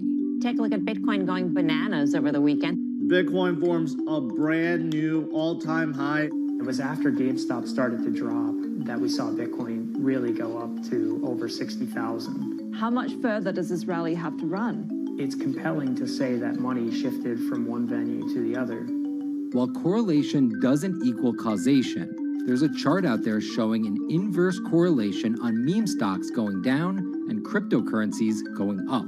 There's definitely an aspect where people are making money on stocks and then moving, they're agnostic, they're not hedge funds. They can invest wherever the hell they want. It's a classic sort of momentum trade. They're going to wherever the winners are and they're willing to jump on and, ride it. So whether it's meme stocks like GameStop, meme coins like Dogecoin, or entirely new ways to invest in art like NFTs, the new kind of retail investor is making its presence known. Over the next 10, maybe 15 years, you're going to continue to see, whether by choice or by force, that baton go from older generations to younger generations. I don't think any single app is going to be the thing that disrupts. I think people are the disruptors. How people get ideas about what to invest in has become increasingly entwined with social media. And as social media companies govern more and more of our lives, the fact that now they're tied in more intimately to people's wallets is something that we might want to understand better. Usually what disruption, I think, means is technology comes in, whether it's blogs to the newspapers or online retailing to brick and mortar. They come in and they're in the same business, but they just do it in such a gigantic cost savings that it causes everybody to switch. Well, that's the risk that happens here, is that it's so much cheaper to just manage your own money. We're not there yet, but costs and conveniences are moving in that direction. So I'd say, Wall Street, you haven't been disrupted yet, but you could be in the coming years, and that the final chapter on this story hasn't been written.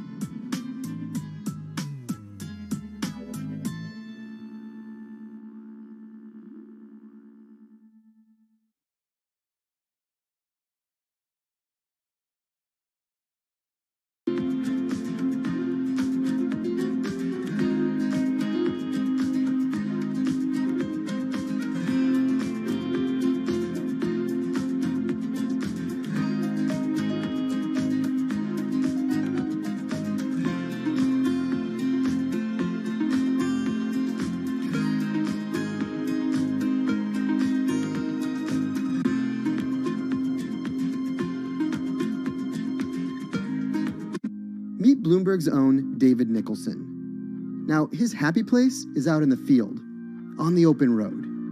But like the rest of the world lately, he's been working from home a lot more than he's used to.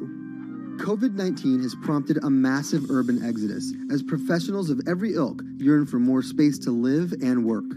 As a result, rural areas have exploded, and they're poised to experience a resurgence as more and more families pack up and leave the big city to try out life in the burbs. But there's one problem with that. Not all internet speeds are created equal. Anyone who might need to upload or download large files for a living may not want to pack up and move to that cabin in the woods just yet. Now, David's house isn't a cabin, but it is in the woods, and inexplicably, his internet is workable. My internet is okay. I pay a lot for it. It's around $140 a month. The download speed's great, and the upload speed is terrible, which is really bad for my work because I have to upload these massive files. But I'm definitely one of the more lucky ones in this community. Just a few miles down the road, my buddy has awful internet. It's usually under 2 down and under 0.2 up, so it's often unusable. Some days it's around 1, and other times it'll drop down to about 0.2, 0.3. I just want to be able to have internet at my house without having to go outside the normal ways of acquiring internet. It's really frustrating. We're literally miles, a few miles away from downtown, and it just cuts off. This is a problem, and the solutions are not there yet, because getting high-speed internet in rural areas en masse is something our providers may simply not be ready for.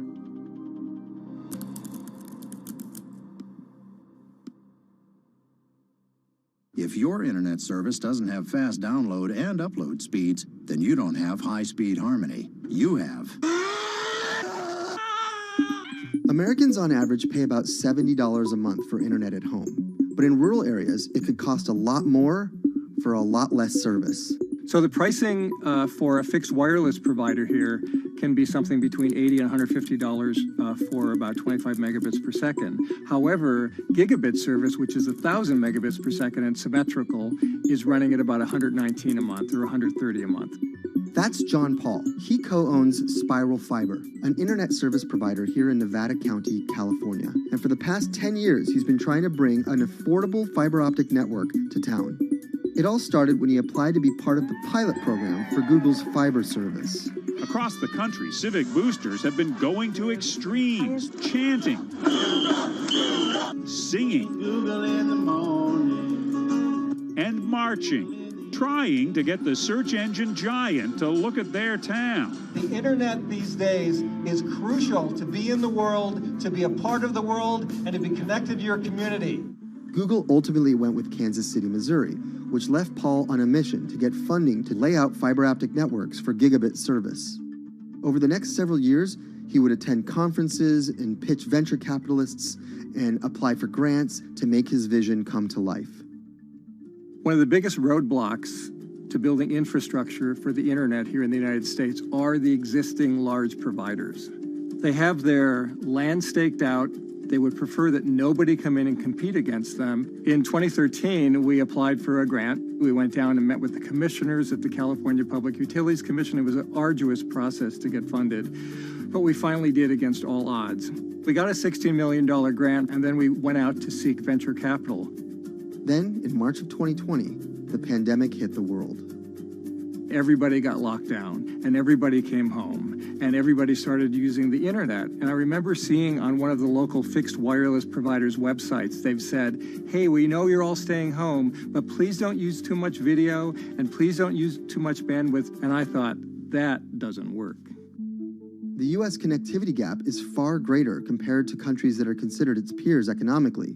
Some developing nations actually have better internet than rural America, like in Kenya, which has a state-of-the-art fiber optic network fed in from their coastline. The American connectivity gap does largely affect rural areas that are either outside of service coverage or simply prohibitively expensive. This is Rebecca. She and her family moved to Nevada County just a couple miles down the road from David. They took for granted that high-speed internet would just exist in the area, and it's not something they even bothered to check on before buying their house. Turns out, all they got was dial-up. We wanted to move where we had a little more space, room for the kids to run around, just be out in the mountains a little bit more. Having come from a bigger city area where Wi-Fi is pretty readily available, we hadn't really considered that in our purchasing of the house, whether that would be an option or not. When school started, and now that we are remote learning with our children and we're doing everything from home, we didn't have the option to do that at our house. So every day when school would start, we'd have to pack the kids up and we'd go to my in-laws' home. They have a little cabin up in this area that does have Wi-Fi already. Rebecca's situation is the norm in rural America. According to data from the Federal Communications Commission, just 4% of urban Americans lack access to broadband internet. That's compared to almost 40% of people who live in rural areas. While that was the case, there were also racial and socioeconomic divides in terms of who had that access. In addition to that geographic difference, low-income African-American students, Latino students, and first-generation college students were more likely than others to have only one device at home that's shared among multiple siblings and or lack access to that actual connection. For most American towns, there's also a lack of competition, forcing internet prices up. And large providers like AT&T and Comcast aren't incentivized to expand service to these rural communities. This is how Xfinity makes life simple, easy, awesome. So in our area, we have a small imprint of Comcast, but they're not going to go out to the more rural areas. It's just not cost effective for them to do it as a large company.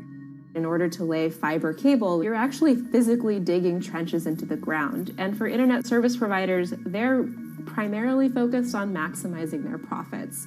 And so the fewer customers you have, in any square mile and the more fiber you have to lay, that's just kind of harder to pencil out from a purely economic standpoint. AT&T released a statement on the matter, expressing the need and desire for government assistance to fund fiber optic expansion to areas deemed unprofitable. Comcast released a similar statement encouraging more public-private collaboration on this effort. Federal agencies do offer grants to help communities build broadband networks, but many have argued that there's not enough flexibility on how to use these funds. The COVID-19 relief package passed by Congress in March and signed by President Donald Trump awarded $43.3 million to 51 projects on the East Coast alone. But it also stipulated that these projects needed to be up and running by December 30th. For contractors who plan projects months and years in advance, it's a scramble to rearrange their schedules to meet that deadline. So what we've been asking the federal government to consider is at least have, as long as the projects are getting started, knowing the projects are being put into place to expand both remote learning, working from home, and opportunities like that that are truly driven from COVID. We're moving as fast as we can regardless, but hopefully they'll give us some more time. Talking to John Paul, it's clear that he believes broadband is something that can transform a community and should be considered a public good. One of the first communities to come on in the United States with full-on gigabit service was Chattanooga, Tennessee. Now, they're a bigger city, but they're a city that was economically in a downturn. In the last 15 years, the city of Chattanooga has turned around in an amazing way. It's a nexus for young people to move to. It's a place where technology happens. It's not just about logging on to Zoom, to connect with your colleagues who might be in New York City. It's also your ability as a small business, operating in the town of Nevada City or wherever it may be to, quickly upload your payroll documents or something onto the cloud, or to quickly, swipe a customer's credit card. There's just some really basic business functions and mechanics that I think people in big cities really take for granted, and that are just going to be a much bigger challenge for small business owners in rural areas.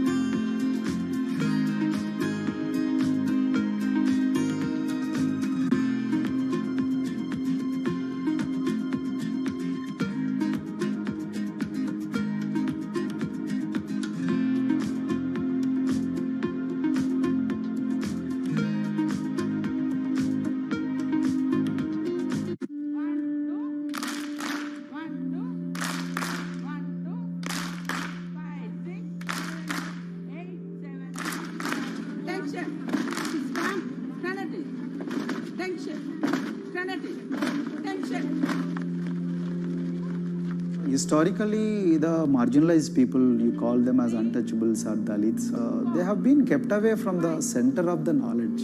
Once you are born into a caste, it is very difficult for you to grow beyond that. You are stuck in that identity.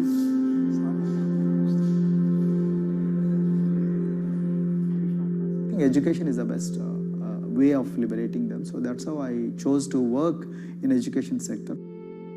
The kind of education that we are giving to the marginalized people is going to change not just the fate of these communities in Telangana, but it is going to be the source of inspiration, source of hope for all the marginalized in this country.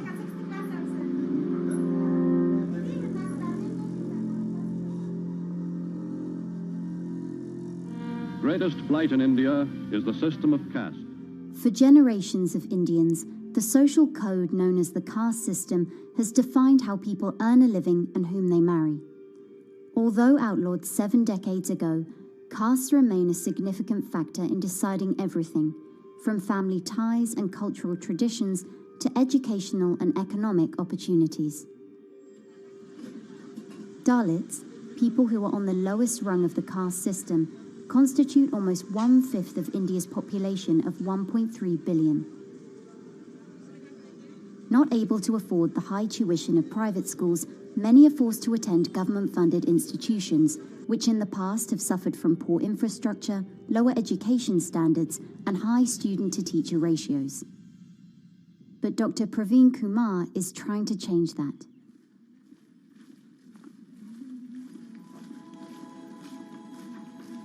I am currently working as head of Telangana Social Welfare Residential Schools. So totally above 400 schools I manage. These are all residential schools for the students who are historically marginalized but talented and then poor. My friend also Of them, 60% are girls and then 40% are boys, because girls are more marginalized among the marginalized. Their voices are always suppressed. My approach to improve the conditions in the schools has been put your eyes and ears on the ground always. Talk to the parents, talk to the teachers, talk to the students, stay in the schools and then understand their problems, their challenges, both in classrooms and then the corridors and the dorms. Then go to the dining halls and see what kind of food they are eating, and then go to their homes and then what kind of food they are getting and what kind of challenges the parents have. Very good. And class? One of the important changes that I brought in after I took over was to complete the transformation of mother tongue to English medium, because English medium, as I said, English is the language of emancipation. A language that connects you to the whole body of knowledge in the world. So we had to train a lot of teachers. Refer to the dictionary also, okay, and find out the new meanings, as well as you're going to describe about. Hey, Richita, how are you? Hi, Sindhu. Fine, thank you. And how about you? I'm fine too. It's been a long time. Identity is extremely important. There is a scientific evidence to prove that your sense of identity is extremely crucial to your growth as a successful human being in your life. If you accept an identity which is very humiliating, which reminds you of very painful past, I think that identity will not help you to grow. I'm not saying that you should forget your past. I'm not saying that, but that should not be the bubble in which you must live always.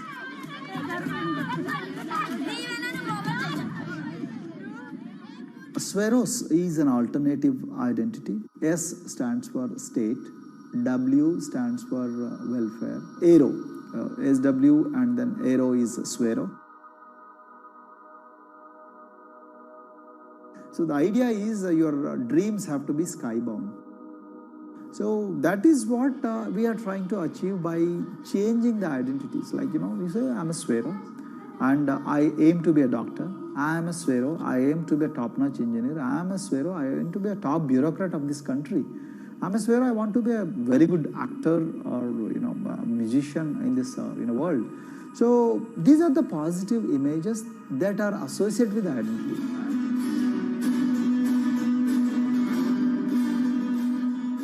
Just to give an example to you, in 2012, in our institution, we used to produce about 6 doctors per year. But because of our, this self-liberating ideology of Sveroism, we have, this year, we have produced about 189 doctors. This is phenomenal for any poorest of the poor people. You know how difficult it is to get into medical colleges in this country. So, but today, because of this ideology, the students have been able to achieve this, feat. Pujita has been a farm laborer, and her parents themselves are agricultural laborers. And then this girl used to sell vegetables, but thanks to the residential education institutions, she came to the Gaulidoddi campus, and then she toiled very hard for 1 year, despite many problems. And today, I'm so happy to share with you that she has joined one of the prestigious medical colleges in the state of Telangana, Usmania Medical College. And then in future, she hopes to be a gynecologist. So this is the journey our children are hoping for. Similarly, the Mount Everest expedition. Mount Everest expedition, we are very fortunate enough to place the youngest ever female in the history of this world on the peak of Mount Everest. How did this happen? It's all because of an ideology that helps you to liberate yourself.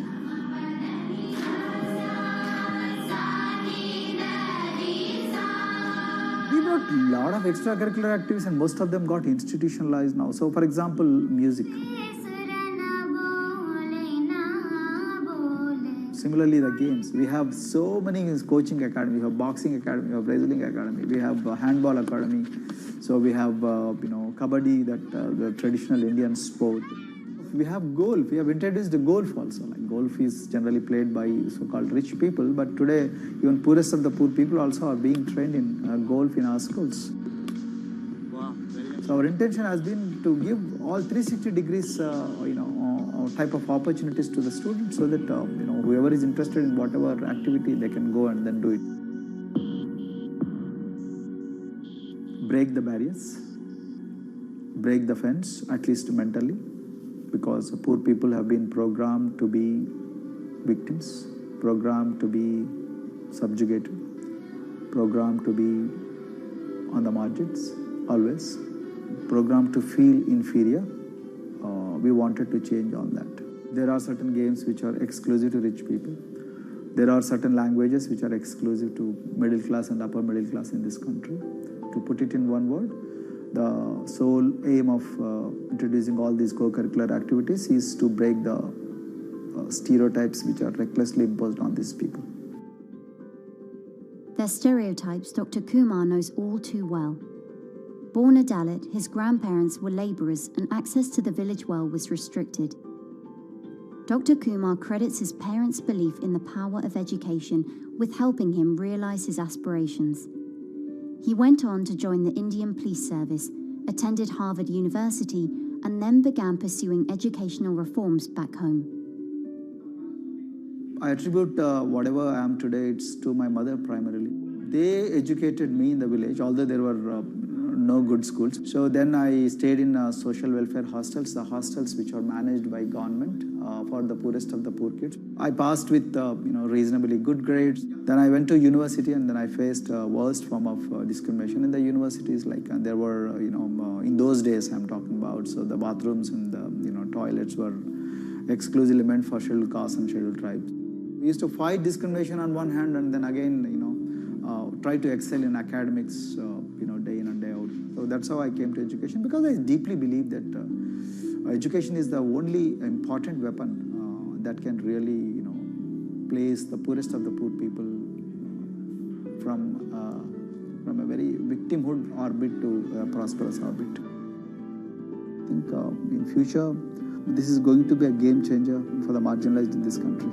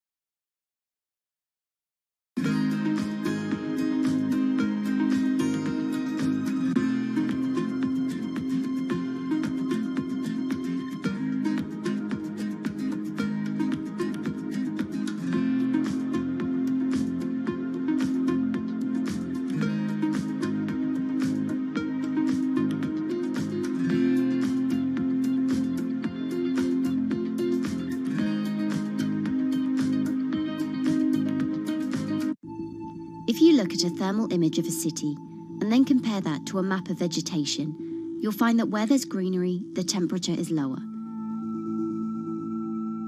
That's because things like asphalt, concrete, and shingled roofs absorb more heat from the sun than trees. This is the urban heat island effect, and it accounts for higher temperatures in cities, often by several degrees compared with their surroundings. It's becoming a huge risk to human health as growing urban populations exacerbate the heating effects of climate change. Heat waves kill more people than any other extreme weather event, more than tornadoes, hurricanes, and even floods. That's why urban heat island mitigation strategies are being studied in Singapore by a group of researchers. The government-backed project called Cooling Singapore is now in the process of combining everything they've learned to create a digital tool that can help cities all over the world, starting with Singapore.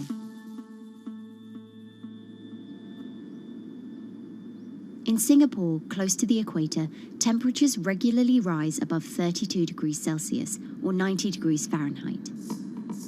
And the city structures only make it worse. And that is also the case for Singapore, which is basically a concrete jungle, more urbanized, more developed city.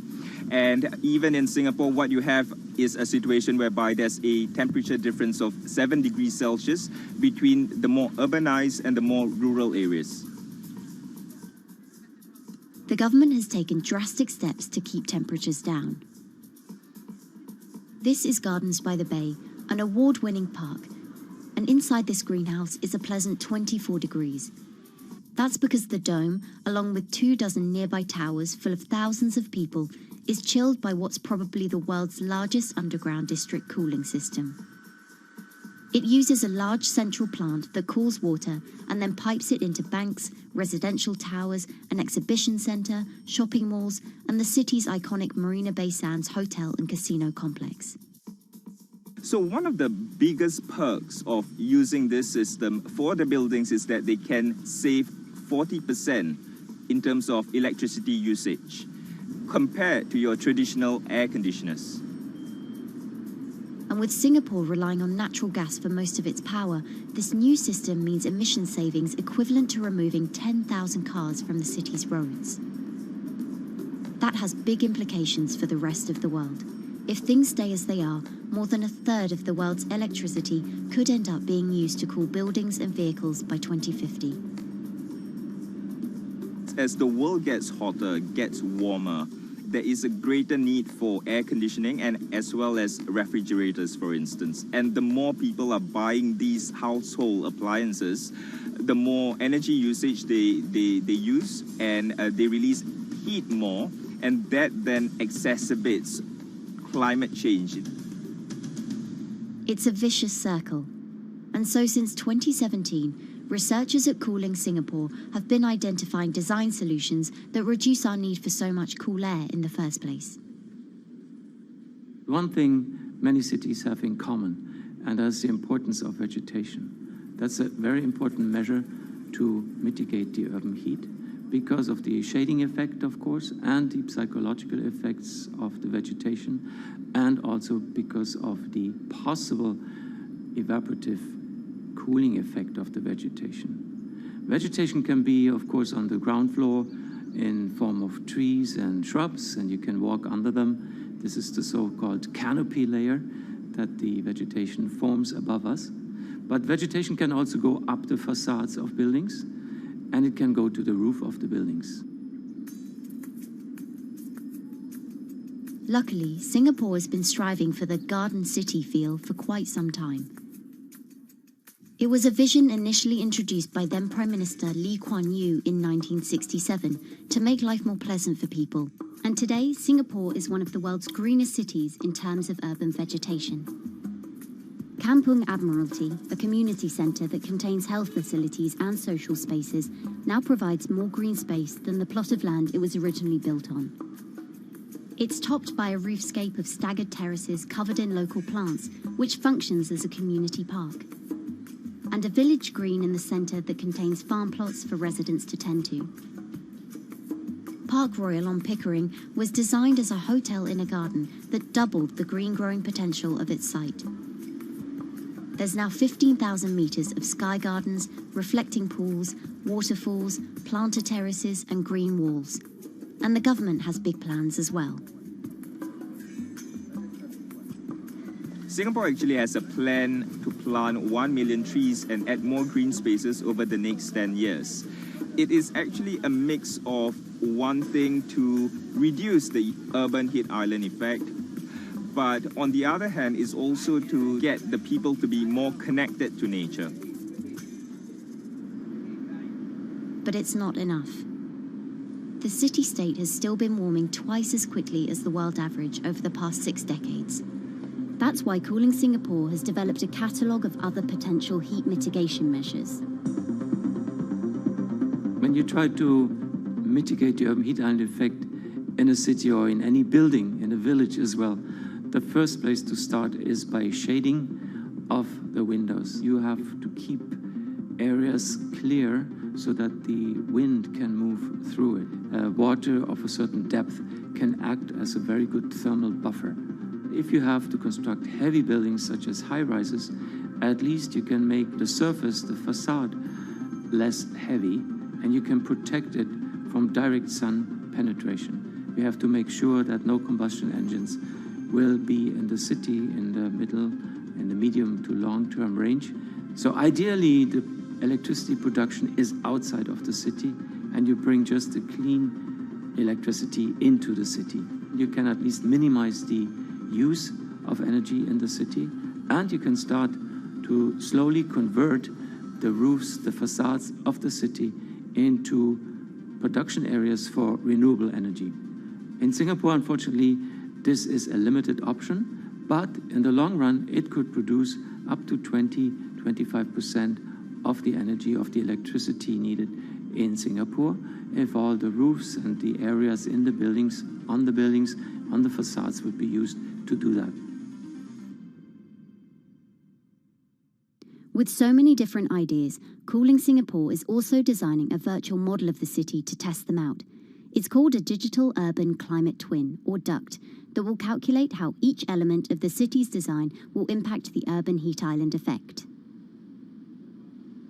That means we model not only the geometry of the buildings digitally, but also we model the transportation, the insulation, the temperature, the radiation coming from the sun, the weather, the local climate, the even very, very microclimate of the city, the water, the movement of people in the city. We can invent scenarios, we can design scenarios, test them before we actually build them, and if they test very well, and we are sure that they will function, then we can start to build them and put them into reality.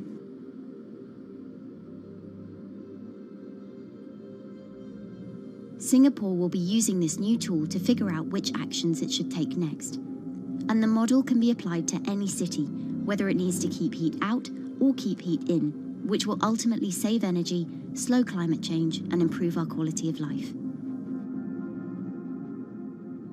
So this is something that Singapore will be able to export, maybe even together with its city development systems that it already has. Singapore is one of the very few cities in the world that really combine this scientific approach with a very well-established urban redesign and urban design approach. Through its agencies and the combination of its agencies, it has achieved a lot in the past. If it keeps following the scientific path and the combination with the other knowledge in the city already, we think that it will be a very comfortable and very livable city in the future, even more than today.